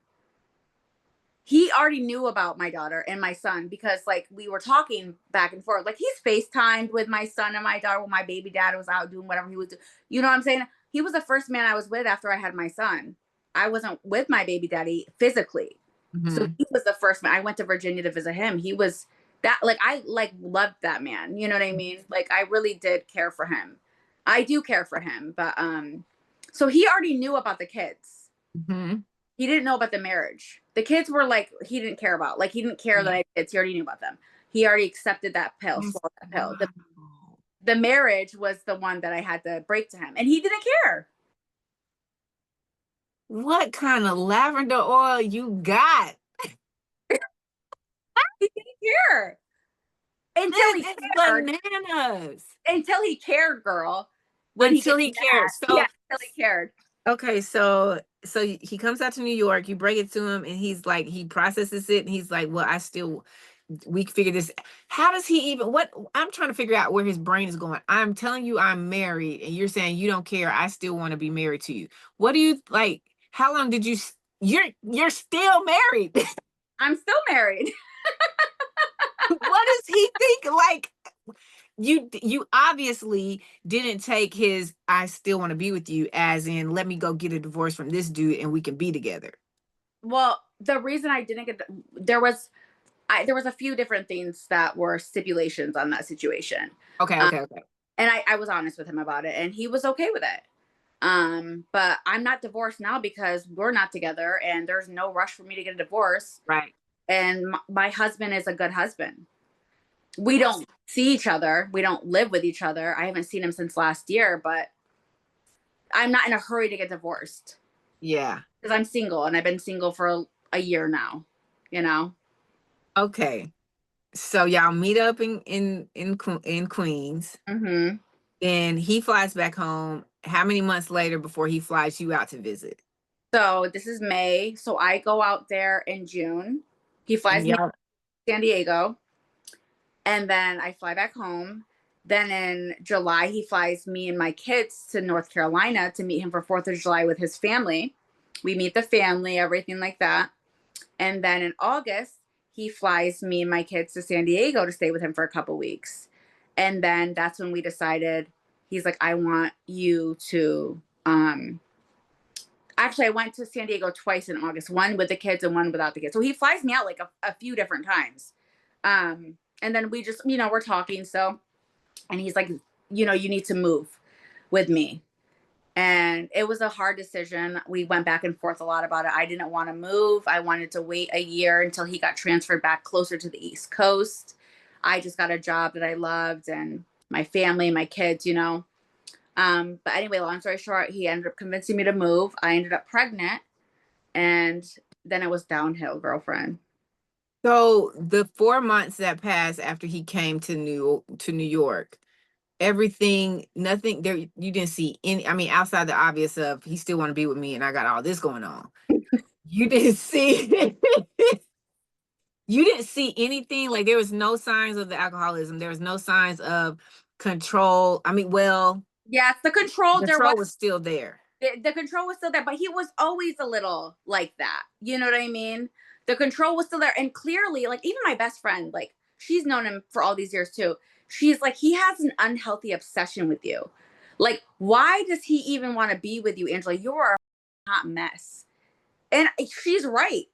She's The right. honesty. Oh my gosh, I love Friends. Yes, no, she's right. And I was like, I don't know. She's like, so she's like, you guys have been messing around for all these years. Like, he's not letting you go. So just, I guess, try, like, for real. Mm-hmm. So, Wow. yeah. So I did not know. I did not know that every time I would go visit him, yes, we did drink, but it was nothing like we drank back in the day. You know what I Yeah. mean? Like, we would go It's out for dinner. casual, Yeah, it was social. casual. It was like regular. It was nothing where I was like, oh my gosh, like, we wouldn't get wasted. We would go to Yeah. a comedy club, have a couple, whatever. So I had no idea. So he convinces you. How does he convince you to move out? Like what? Well, this was a conversation throughout those 4 months. You know what I Yeah. mean? All the times flying me out and getting Mhm. comfortable, seeing if the kids would like San Diego, blah, blah, blah, meeting the family. This was like a whole thing we were doing. Mhm. And I ended up moving out there. And then right before I move out there, I move out in September and I find out I'm pregnant in August. Mm. So when I was visiting in July, I ended up getting pregnant. Mhm. I didn't find out until August. Okay. So yeah, so I'm pregnant. So at this point, I'm pregnant. So that kind of sealed the deal with the move. And you told him immediately, like, hey, Yeah. when you went back in When I September. found, yeah, when I found out, Okay. we knew in August. We knew before I moved there. Okay. Pregnant. I was very early. So when I found out I was pregnant, I was like, okay. He was like, you got to move here. So that's what happened. Okay. So you move in, you and your two babies Mm-hmm. in August, September in 2023. September 2023. And you said immediately everything goes downhill? Immediately? Immediately. First day there, girlfriend, my car gets broken into. His car, actually. I tell him before I move there, it's so important for you to have cameras because I have my kids here. Like, you have to follow these rules that I have as a mom. I mean, didn't he didn't so he didn't have cameras Nope, like didn't he have. did in Florida? No, he had cameras. They weren't set up. Right. So he had cameras. They were not set up because he doesn't have anyone to spy on. Why does he need cameras? Right. So I told him to get cameras if he wants me and the kids to go there because the crime is high in San Diego. And I was researching, blah, blah, blah. He said, oh, okay, you'll be fine, blah, blah, blah. First day I get there, somebody breaks into his truck and steals all my luggage the first night. All my stuff with my kids' stuff. I just went shopping, had like 4 huge suitcases full of stuff, paperwork, their birth certificates, laptop, iPad, you name it, it's stolen. First day. So that was a red flag right there. That was God giving me a sign, like, run for your life. Don't do it. Reconsider. Yes. Read some literature. I know. Subject. What? Yeah. It was wild. So you get there, all your stuff is stolen the first day. Yep. The panic sets in. Yep. Does he try to calm the situation down? He's like, it's okay, baby. It's just things, we can replace it. Like, how is his response to Pissed. But I was like, it's your fault because you didn't get the cameras. Like I told you. cameras? And at that point is after that event happened, that's when I started seeing the drinking. Because I was about him. Like I was pissed. You know what I mean? I was like, I just moved my kids across the country. I told you for months prior, like, I need this, I need this, I need this. Simple things. I'm not asking for a Louis bag, bro. I'm asking for a Ring camera. And like, you can't even do it. You know what I'm saying? And then the house, I was even more annoyed because this is when I start to notice as soon as I get there, because I come to the house, we're planning this trip, we're going back and forth about me moving. I don't even want to move yet. He pressures me to move. I'm pregnant. I move my kids and I get to the house and it's disaster. You don't even have sheets on the guest bed. You have clean clothes, not even folded, all over the guest bed, shot glasses in the sink. Like the house wasn't even like maintained for a guest to come over. So But any other time though, any other time you came to visit, it was not. It was good. Any other time, It was like, just regular. Like, he had a little dog. So it was nothing like, it was lived in, but it was not like, this is unacceptable for somebody that's moving 2 kids here. At least have sheets on the bed that you want my kids to sleep on. You know what I'm saying? So he just automatically thought I was whining and nagging, but these are the things that matter. Like, I would never tell you to move and let you in my house. I'm not prepared. I wouldn't beg you to come stay with me, and I'm not prepared to receive you. Right. So I was infuriated. And then I saw the shot glasses in the sink, and I was like, what is this? And he was like, oh, I just, it was football or, some, But did he have anybody over there? no. He didn't have friends in Cali like he did in Florida. He had one friend that he would hang out with. And I met his one friend. But I don't know if I didn't ask him if he had anybody over there. Cause like he doesn't really have any friends. So I would have just assumed, unless it was the one friend, but it was a guy. Yeah. So it was like, whatever. So you get there, how long? When you get there, it doesn't sound like he ever cares enough to do anything once you're there. He doesn't.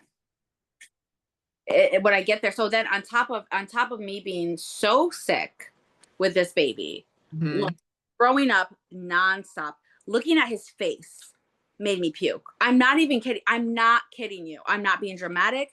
Everything made me throw up. The smell of him, the way he breathes with his, like everything. I was furious. I was sick to my stomach with everything. I'm not kidding. The way you breathe. Dude, because he has no neck. He has no neck. He has no neck. He has a little like So when he breathes, he has breathing problems. Like, I'm not kidding. You make this man sound like a pug. Like, he is. Pug. That's what my friend said. He reminds me of a pug. I'm not kidding. She literally said that the other day. I'm going to screenshot you the messages. I'm done. No, but he's short. He's got a beer belly. He's got a cute little baby face, the jowls, But he didn't always have the beer belly, right? Like no, it got worse. But I was really thoughting because he's getting older, right? You're getting older. That's right, because he's like 6, 7 years older than me. Yeah, I'm 32. He's about to be 40. So he's 8 years older than me. So I'm just thinking like, okay, you know what I mean? Like, let me not like, he's already got the dad bod going, so it's fine, So I wasn't really thinking nothing of it. Plus, I'm not scared of a little chub, I'm a chubby chaser. You said the way you breathe is literally sickening. Literally sickening. It was. No, it literally was, because he was not helping me at all. When I tell you, I was so sick with this baby. I was so sick. Like, this was like, I called this a demon baby. I was like, this is a demon baby. You put a demon baby in me. He was like, stop calling my baby that. I was like, I never had these problems with spaghetti hair sperm. Now I got no neck sperm, and look at what's happening. I was mad. I was so pissed. I've done this twice already. Yes. Never have I experienced. But he like guilted me into the baby too, because he was like, you owe me a baby. Oh no. Because he was like, I was gonna get you pregnant before I got deployed in Jacksonville, but I didn't. But I almost did, because I really loved you and I knew we were gonna end up together. And you had 2 babies, so now you owe me one. And I love my daughter. I do.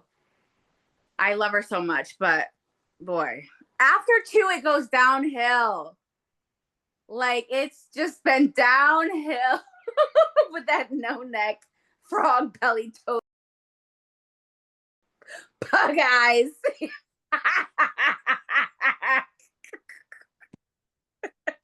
you doing here? No, Oh my seriously. gosh.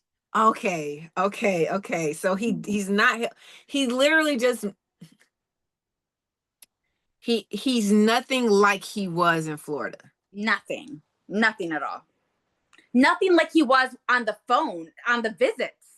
It's like as soon as I get there, I'm not even kidding you, girl. When I tell you, as soon as I get there, things go downhill. They go downhill. He completely changed. He's not wanting to help me with the kids. He was all like, I'm ready for this dad life. His mom was even calling me, telling me that I need to stop questioning if he's ready or not. Cause I kept saying, are you ready for this? You don't understand what it's like to have kids. Like your life changes. Right. Like, you know what I mean? It's not going to be like peaches and cream. And his mom even called me and was like, you need to stop asking him if he's ready. He's been ready. He's a good man. You know what I'm saying? He's a mama's boy. So bad too. You know what I mean? So his mom's always, yeah. You got the pugs and then the chihuahua. Like literally. It's like a freaking pound over here. I'm not even kidding you. It's ridiculous. I'm so sick of you. That is like a dog pound. Help us, Lord. Okay. So yeah, like it was nothing. He's abusing alcohol. Yep. He's never physically abusive to you or your children, though. No, but he's emotionally abusive. Right off the bat. Talk about that. He's just narcissistic, girl. I'm telling you, passive aggressive comments. I ask him to do something, help me with the kids. Meanwhile, like I'm my first trimester, you know, and top of that, his he had molds like in the apartment. So I told him I cannot stay in your apartment. Because you can smell it. You have to get it fixed. I'm pregnant. My kids cannot be inhaling this. Mm-hmm. So within the first week, we're in a hotel room for like 3 weeks while he's getting this fixed. We go. And the mold wasn't there before. No, this apartment had like leaking problems or whatever, like water leakage. But like you could accept that. That's fine for you. But I'm not living in this type of condition. You know what I'm saying? Like I have kids. I'm pregnant. I have asthma. Absolutely not. You need to get this shit figured out. So right off the bat, within the first week, we are in the hotel room for like 3 weeks while they do the renovations. And it was just a nightmare. It was a nightmare. Drinking all the time in the hotel room, not helping me with the kids, going down to the game room, eating a whole thing of pizza and beer and coming up so sloppy, like disgusting. You know, just it was a nightmare. So yeah. What was he doing to you emotionally? I mean, outside of him, was he going out of his way? Because you said the passive aggressive, and I want to sit on that for a minute, just simply because I think that a lot of people really believe that abuse is only physical. No. And then some people even think that certain degrees of physical abuse isn't really abuse. So let's talk about the passive aggressive, because I mean, technically, I don't know if I want to call it love bombing, but he set you up. He set me up. Love bombing. He set you up. Is love bombing. That's what he does. He love bombs you. He still does it to this day. If he's not getting what he wants and I'm distant from him, he love bombs me to reel me back. Tries to reel me back in. It doesn't work anymore. Yeah. So passive aggressive, like making comments. You know, let's say, I want to lay down because I'm sick. Oh, I guess I'll take the dog out. Da da da. It's your dog. Like it's your dog. Taking it out before I got here. That's what I'm saying. Like, what? Why don't you take my son on a little walk while you're walking the dog? Oh no, everything was a problem. And then everything's a problem. Everything's a problem. Everything. Time out, because I just want to let you know that I relate to this so heavy. It's like you talk about wanting kids, but you don't want anything to do with them. Right. It's like you have this warped idea in your mind that's a vision for your life, that you want your legacy to live on, and all of this stuff that's so important to you. But the actual taking care of the mother of the child who is carrying your child, like being pregnant is enough on its own. But if you're pregnant and with someone, that person has to make space empathetically for you to reside in during this moment and support you through it. Like because you want me to carry your child, but then you want me to do all this struggling by myself in addition to your mistreating and mishandling of me. Mm-hmm. So I want to sit there for a second, because there's going to be somebody out there who is in a relationship, and the father of the child wanted the child, says that they want these things with you, but then when y'all get pregnant, it's not a y'all thing anymore. It's stuck on you. Right. The responsibilities and the exhaustion is all on you, and they want, like, your inconvenience. That's what I was Yes. telling my best friend today. I was like, one of the problems with him is that if anything inconvenienced him, he didn't want anything to do with it. I don't care if you're my blood or not. I don't care if you're my wife or not. I don't care if you're my child or not. If you're inconveniencing me, I don't want anything to do, like, figure out how to do whatever you got to do over there away from me. That's exactly what it was. Something as simple, I'm not even kidding you when I say everything was a problem. Something as simple as you're waking up to go to work. My son goes to school the same time you go to work. Why do I have to wake up to get him ready when you are already awake and you have to drop him off on your way to work? Like something like just waking him up. Like, no, can that be your thing? Because I just can't do me and him at the same time. I'm like, dude, you gotta literally make him put his clothes on and give him some freaking instant oatmeal, dude. That's it. That's it. That's it. But it was a fight. It was a problem. So I just stopped asking, and I just ended up not even having him drive my son to school, because first of all, after a while, he would complain about driving because he would have to leave 20 minutes earlier, and he wanted not to leave 20 minutes earlier. But second of all, like, I'm sick. And then I have a baby here, a 1-year-old, 2-year-old now. So I have to put her in the car because you don't want to be bothered with her at 7 a.m, sick, to drive him there, to drive back so you can get in the car and drive to work when you could have just dropped him off and went to work. That's the play, though. Like, they cause disruption, disagreement, arguments, whatever you want to, friction, whatever you want to call it, and they play the long game. Yes. They don't get exhausted. They're going to keep doing it until finally you're like, forget it, I'll just do it myself, which is what they want in the first place. Right. And that's what ended up happening the entire pregnancy. It was just a nightmare. It was bump after bump after bump after bump. Everything was a problem. Everything. He was talking bad about me to his mom. You know, she ended up hating me before she even met me because he would complain about me. It was like, and then that's a whole nother podcast. Okay. But it was just a nightmare, girl. It was a nightmare. Wait a second. Where is his dad? His dad is in North Carolina. Does he have a relationship with his dad? He's got a problem with his dad. I mean, his dad, they have a relationship now because of the alcoholism and the intervention that's had to be done since I was pregnant, and it got so out of hand. I called the mom to come help me a couple weeks before the baby. The dad ended up coming afterwards because, girl, this is the kicker of it all, right? Brace yourself. Okay, horrible pregnancy. I'm going to doctor's appointments alone. I'm taking the kids by myself. I'm miserable. I have a split pelvis bone. I hate my life. I made the worst decision ever.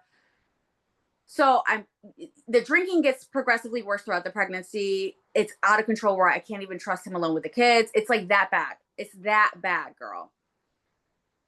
I can't even get into all that detail because it would take you 20 years.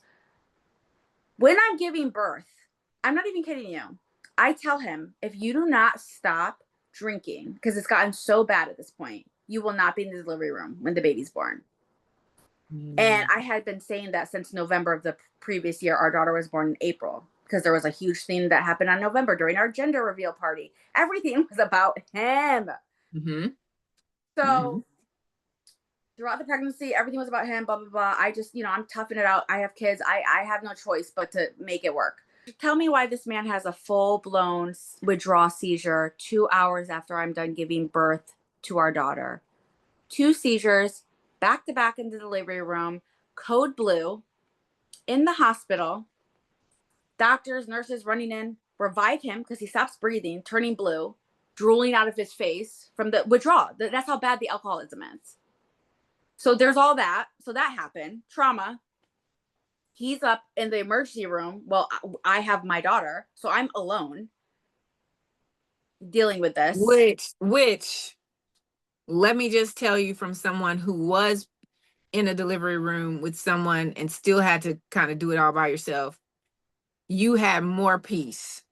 Yes. Being there without him than you would have if he was there. Absolutely. And even the mom gone, because the mom was stressing me out prior to the birth, and everything is my fault. Her son's problems are my fault. I'm the reason why he's an alcoholic. He jumped into this all of a sudden. It's just a whole thing. It's so toxic. But yeah, so he almost dies on the baby's birthday. So he's up in the emergency room getting, withdrawal. They're putting the face mask on him because he stopped breathing, a whole thing. But I was at more peace when he was gone. And then the mom was mostly with him. So she was out of the way too. Oh my Fine gosh. to run back and forth. But I already had done my second child by myself because they wouldn't let my baby dad in because we had our son and our son was little. We had no one to watch him. So I delivered my daughter by myself as well and was at the hospital by myself. So I was already. Was she born during COVID? Yes. Mm-hmm. So yeah, she actually had COVID when she came out. Dang. Yeah, girl, it's just too much. What? Yeah, she had COVID. She was fine. She just tested positive for COVID. She just tested positive. Because I had COVID because I was working in the prison. So I was very sick when I was pregnant with her. I had COVID when I was first pregnant. I thought it was COVID and I was actually pregnancy and then I got COVID. So yeah. Girl. Yeah, it's a lot. So back to no neck. Like, and this is, he literally codes in the delivery room. In the delivery room. The amount of unnecessary stress and anxiety in that moment. I mean, the whole pregnancy, though, like you said, like you ain't have these issues. Girl, it's like literally so bad that it's funny. It's like you can't help but laugh because literally 3 days before we get into the delivery room, I'm literally carrying this man 9 months pregnant, barefoot in the house.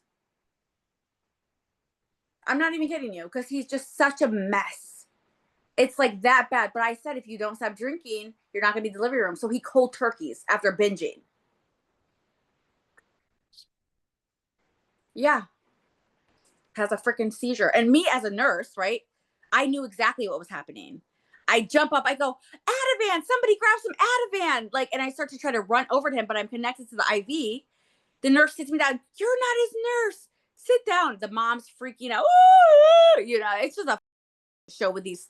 I didn't sign up for this circus, but I'm around all these clowns. I just cannot. This is what I'm thinking. What?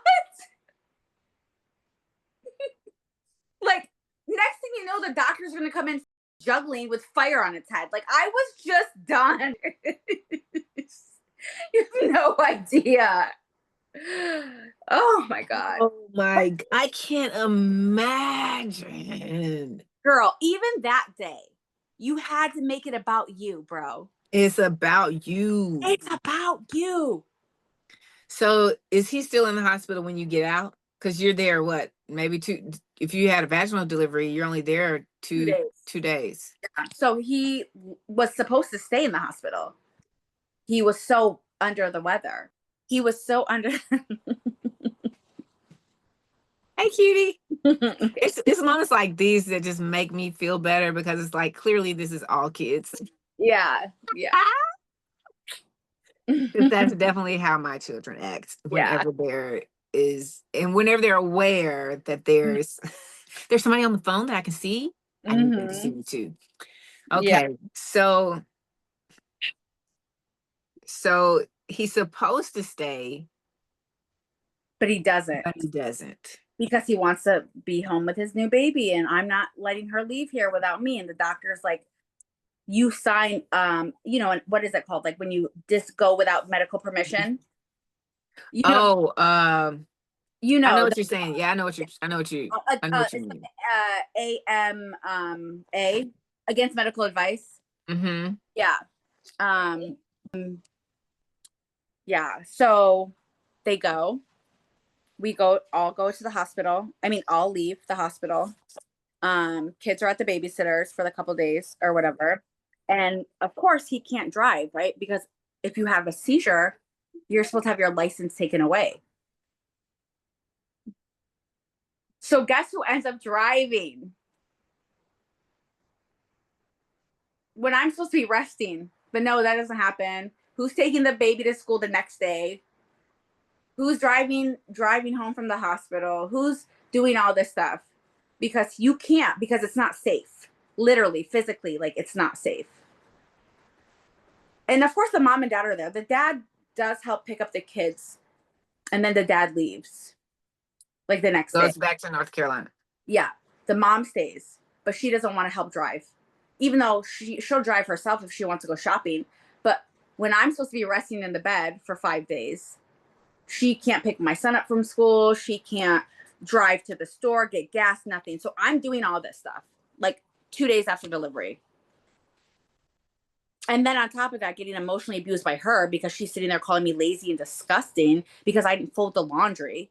Like, she's one of those mother-in-laws. Like, she was good when I was pregnant. As soon as I had that baby, she changed.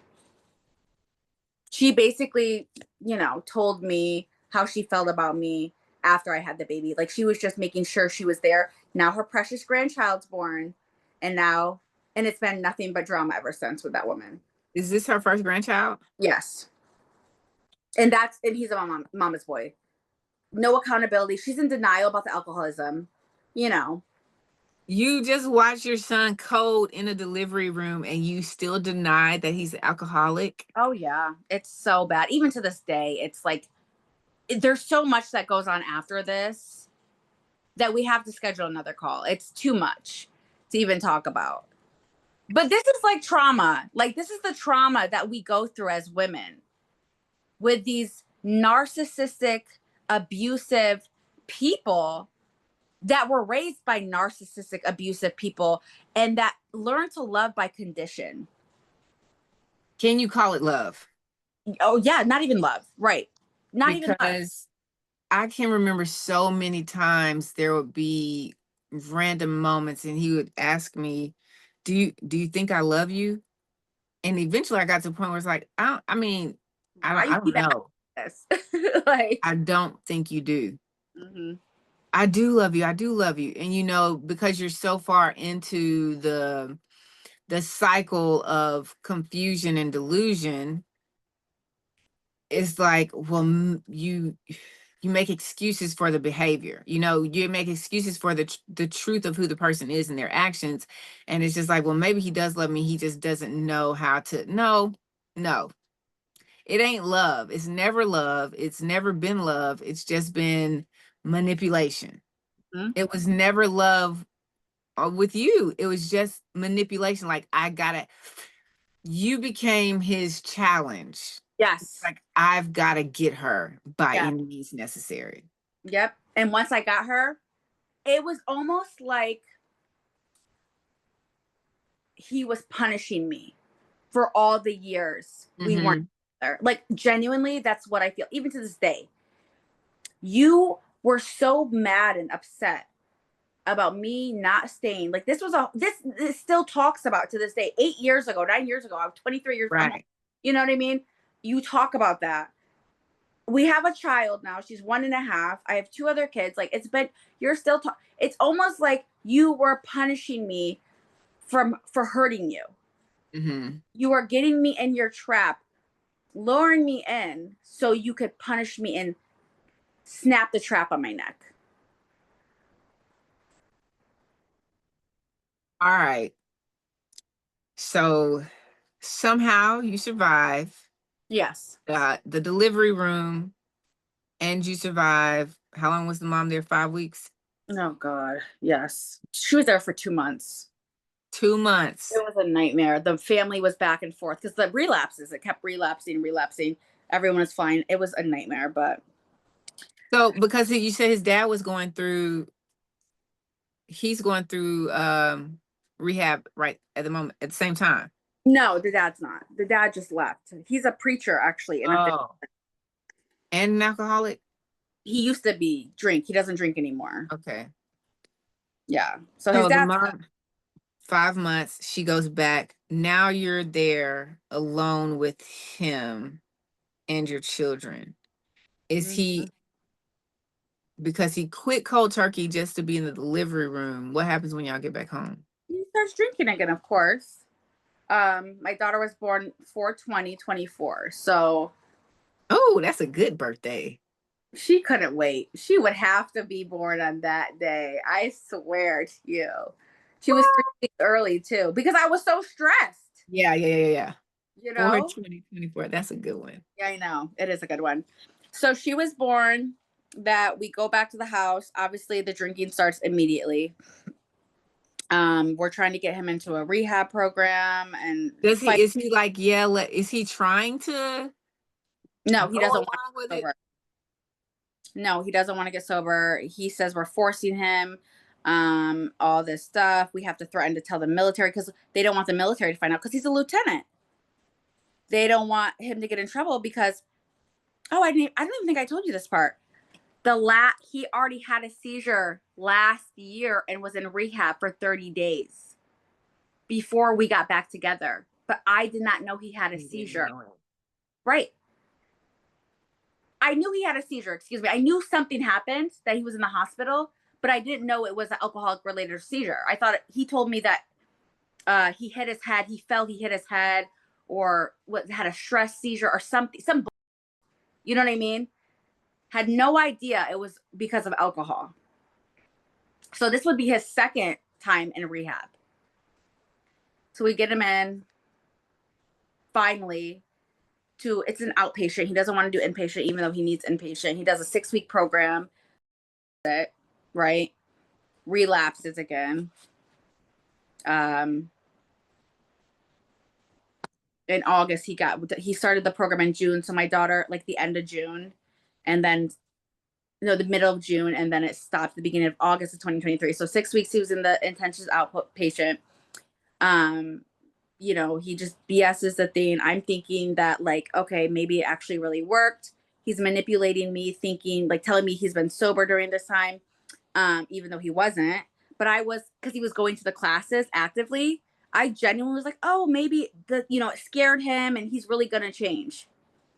You almost died on our daughter's birthday. Like, if that's not gonna change you, bro, what's gonna change you? Right. So that happens, and then of course he graduates, gets a little certificate. The family's all happy. Everyone's like, oh, praise God, he's changed. Can I just say, I hate these 6-week classes that give people certificates Yeah, I do for too. their deep-rooted issues. Over 40 years problems in 6. I hate it. Homeboy used his anger management certificate that he got in prison to help as proof for him to be allowed to have unsupervised visitations with his other 2 kids when we were together. In prison. Wow. And the judge allowed it. And the judge and the attorney, I mean, I didn't help the case because I'm just sitting there, rooting for him to get access to him and all this other things. But the attorney is arguing, he's clearly moved on with his life. He has a whole nother wife and a baby on the way. And Right. he has all of his certificates of completion.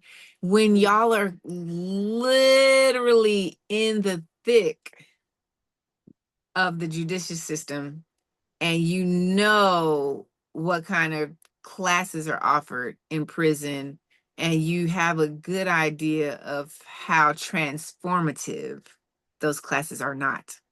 Right.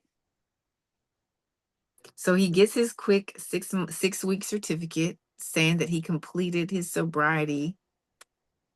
and he's Mhm. all good to go now. Yeah, he's fixed. How does that even make sense to the logical mind? Someone who He's fixed, which I knew was BS. Me and the sister knew it was BS. I knew he was still drinking, but the problem was I was trying to tell his family because they were tired of coming out. They were flying out back and forth. They were tired.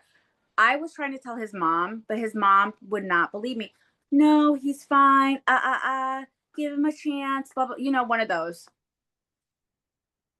because I mean, I don't know if this is just common knowledge for because you're a nurse. Me with no nursing background or medical background logically thinks if someone has a withdrawal seizure, there's no way that they're ready after 6 weeks. They're like, there's no way. Yeah, you're absolutely right. And the problem was we tried so she was born on the 20th, didn't go into so April, May, June. So there were 6 weeks in between him going to the rehab. No, actually it was more like 2 months. It was more like 2 months. We told him, you need inpatient. I fought with that man every day for 2 months. Fought with his mother, fought with his father to try to get this man into inpatient. He would not do it. To the point where I'm going through postpartum, where I just don't even care anymore. Just do something. Mm-hmm. You know what I mean? Just do something because I'm sick and tired of this. I'm just sick and tired of it. That's bananas that they even have like that they even have that as an option. Yeah. Well, they were There's trying to hide it from the military. So they did it outside the military knowing. Because if he would have gotten known by the military, he would have gotten really kicked out. ranking benefits. Yes. So they tried the hardest to hide it. And I kept saying, who cares about this man's career if he's dead? And they did not like that. I was advocating to tell his command. They were convincing me not to, like And manipulate. you're not his wife, so it's not like you have a Right. certain level of, oh my gosh. And then the mom was like, well, imagine if you tell the command and then Brielle doesn't get insurance and you ruin his career. Da da da. I'm like, this man is so sick. There was suicidal. There was so much more. Everything that comes with it, you already know. Like your typical episode of intervention. So what happens now after he gets his certificate of completion? Because now you're what, 3 months postpartum? Yeah. 3.5 going on 4 months Yep. postpartum. Yep. He comes back. I mean, he's done with the classes. Yep. What transitions to you being like, I cannot do this anymore? So I was already done. I was already planning my exit Mhm. when I was pregnant. Okay. We didn't talk about this part, but I'll just say real quick. I went back to work during the pregnancy Mm-hmm. because things got so bad. I need to start stacking up money. Okay. So I have the baby. She's 4 months. I go back to work again. Mm-hmm. Start working my ass off. The kids are with the babysitter. They're fine because you can't trust him because he drinks and drives and does all this dumb shit. I started working my ass off for like 3 months. Mm-hmm. And we were supposed to move in November to Just to a different apartment? Virginia Beach because he was going to get stationed there. Oh, okay. Yeah. So I kept telling him, like, listen, like, if you want us to move with you, you need to get clean. You need to get your shit together. You need to have a house set up 6 weeks prior so I can get things set up with their insurance. I can't just take them out of school in the middle of the school year and have nowhere to go. I'm not doing that with 3 kids, bro. Like, I need stability. Like, you're not going to just put me in a hotel and we'll figure it out. He's like, oh, I've done this a million times, blah, blah, blah, blah. Yeah, as a single man. By yourself. Right. It's not the same. So long story short, he didn't get us a house. He didn't do anything. He was too busy drinking and he wanted to wait till last minute. There was a huge event at my daughter's birthday party, like a huge problem there. He freaks out on me. It's all this stuff. But then I was like, I'm done. I'm not moving with you in November. And I get my own place with me and my kids. And I stay in California and he leaves. And so now that he's left, does he see his kid? Yes. Okay. So between now, I mean, then when I moved out, and now he, so it's almost been a year, actually, almost a year. And November 1st will be a year I've been in this place. He's just had her for 6 weeks in Virginia Beach. That was the first time, that's the most time he's ever had with her because he went back to rehab after November. Mm-hmm. He was supposed to get deployed over to the Middle East. So he ends up going to Bahrain, having a complete meltdown because we didn't move with him. So he's, of course, binging and blaming me for his relapse. Right. He's all depressed, blah, blah, blah. He lost his family, blah, blah, blah. So he goes over to Bahrain. They fly him out, ready to put him on the ship. And he has a complete like mental breakdown seizure situation. So then they put him in the mental hospital in Bahrain for 30 days to detox. And he's suicidal. So, and he's so sick, they have to monitor him. Right. So he's there for 4 weeks in rehab in Bahrain with Habibi. And then after that, they're like, okay, we're going to ship you back to the States. You can't deploy. So we don't need you here anymore. So we're going to ship you back to the States and get you in a program. Because this is just this is like ridiculous.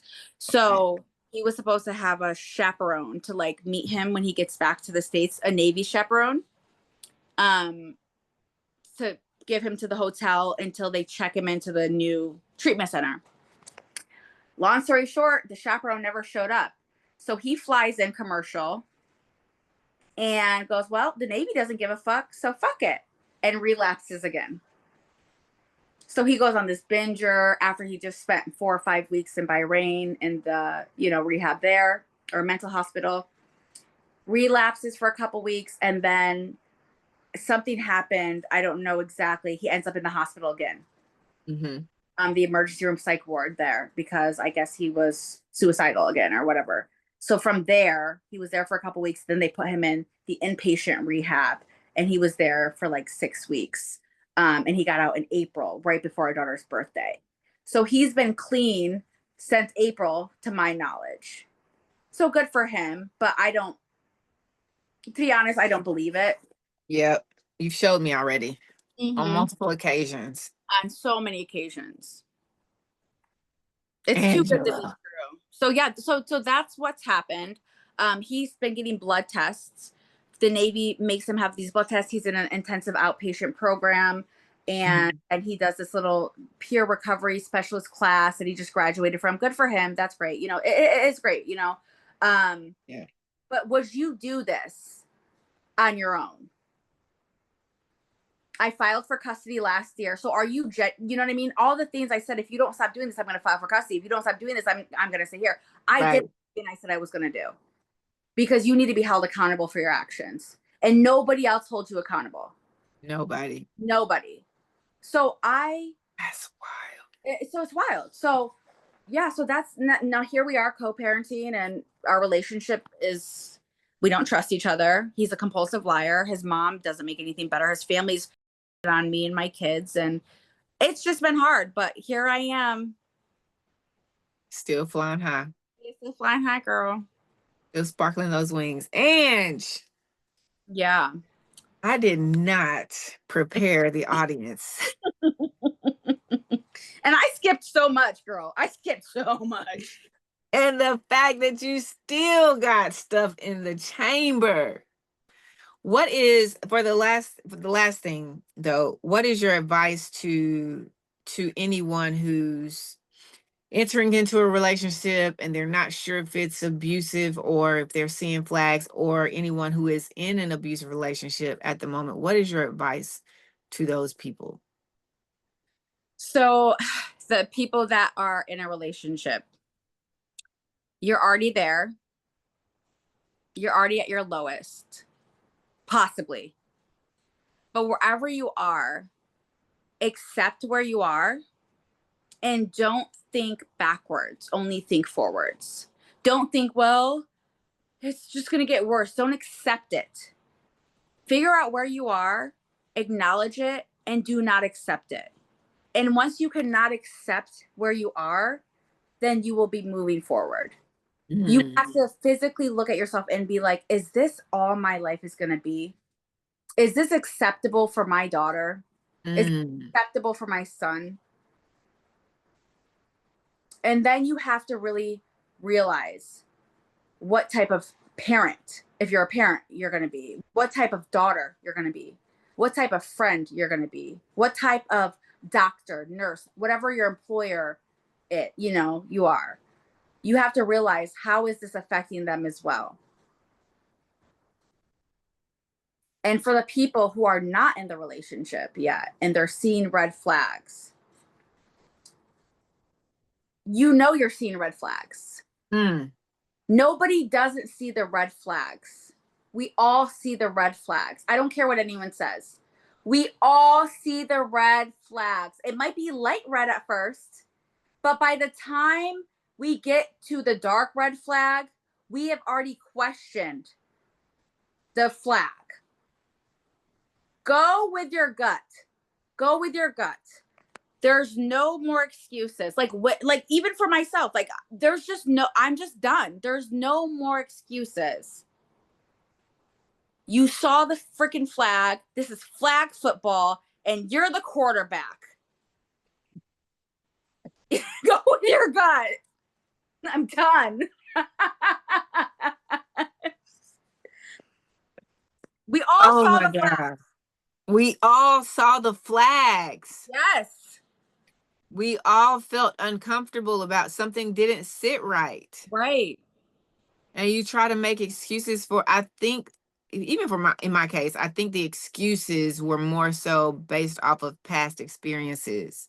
Right. And because I hadn't addressed or healed from that stuff, I'm just because part of something is better than what you know doesn't mean it's best for you. Mm-hmm. And I think we get caught up, just like you just said, like, don't accept it. We get caught up thinking because something is better, that is good enough, and it's not good enough for you.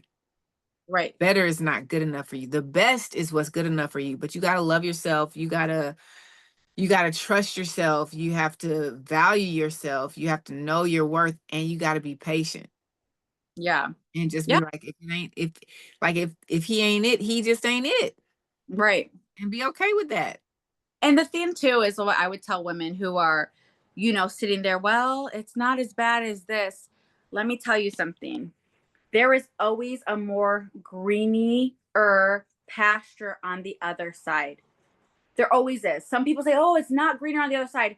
No, it is. There's always going to be a greenier field that cows are eating on the other side of Alabama. Okay.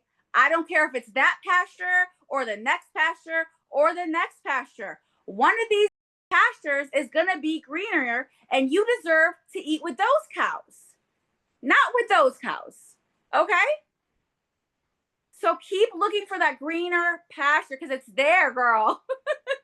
You heard what she said. It's there. Just, Okay. just. Oh my gosh. On that note, the mic has been dropped. Okay, you hear me? She called y'all heifers in a polite way. You better get to the greener pasture, okay? And don't accept the bull job. It's just that simple. Oh, Angela. Yeah. First of all, I just commend you for your endurance, and you're willing to not give up on yourself despite the bad decisions, despite the hand you were born into this world with. Mhm. You refuse to give up. You refuse to succumb to the trauma, to the bad experiences, to the consequences of the bad decisions. And you've clearly shown that embracing the healing journey makes room for a beautiful transformation. Oh my gosh, it does. And I know we have to get off here. My kids are like dying. I need to go get them, but they're not dying, but they're dying for my attention is what I mean. Right. Um the part where you just said the healing journey and the transformation. Okay. since all of this, I've converted to Islam. I am a devoted new convert Muslim. And alhamdulillah, it's been literally the best thing that's ever happened to me. And I always thought I was missing something. Mm-hmm. Islam is what I was missing. Islam is what I was missing. And I had to go through all of that to get to where I am now. I wouldn't change it for the world. Allah is the best of planners, and I truly believe that. And it's on his time. And we just need to be patient and keep persevering, and it will be okay. And the grass is definitely greener. Okay. I'm eating the best grass. The grass-fed cows are here. Okay. The happy cows. The happy cows. Free range. Okay. Oh, I love that. Yes, God's timing. God's timing. I was watching a sermon that and we're gonna get off. I was watching a sermon today, actually, it's from years ago, and he said that humans are the only people who argue with the creator, with the designer. And we go back and forth because we desire and want something that was never desired for us to have. Right. Because, God's plans for us aren't to experience what we experience, but to experience the great things that God had for us. And so just understand that what you're going through now, I don't know, but I don't believe it's God. I believe it's the result of our bad decisions that got us there, because God never intended that for us, either of us. And so because we have free will. We have free will. So I just encourage people not to put the consequences of our own bad decisions off on God and saying that God abandoned you. It's free will.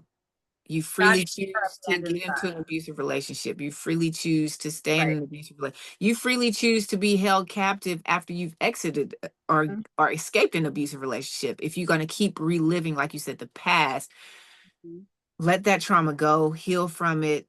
Don't accept anything less than what you're worth, and just move on, transform, heal, so that you can shine your light the way you were meant to shine.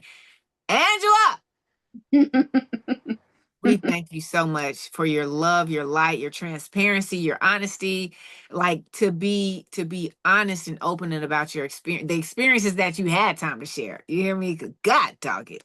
I'm sorry I didn't tell y'all to put y'all seatbelts on today. Jeez. But somebody's really gonna be helped. When they're gonna be helped from this episode, I don't know. But it's gonna reach the people it's meant to reach, and the time it's meant to reach them. And I just want to say thank you for taking your time out as a mom and a thriver, because you're not just a survivor, you're a thriver. But taking your time out to share your experiences for the sake of helping someone else. Yes, I thank you for having me. It was a pleasure. So I'm super happy. Yes. It was our privilege. Y'all know what it is. Angela, keep showing up, keep sharing your love, keep shining your light. In the meantime, in between time, we gone. Bye, y'all.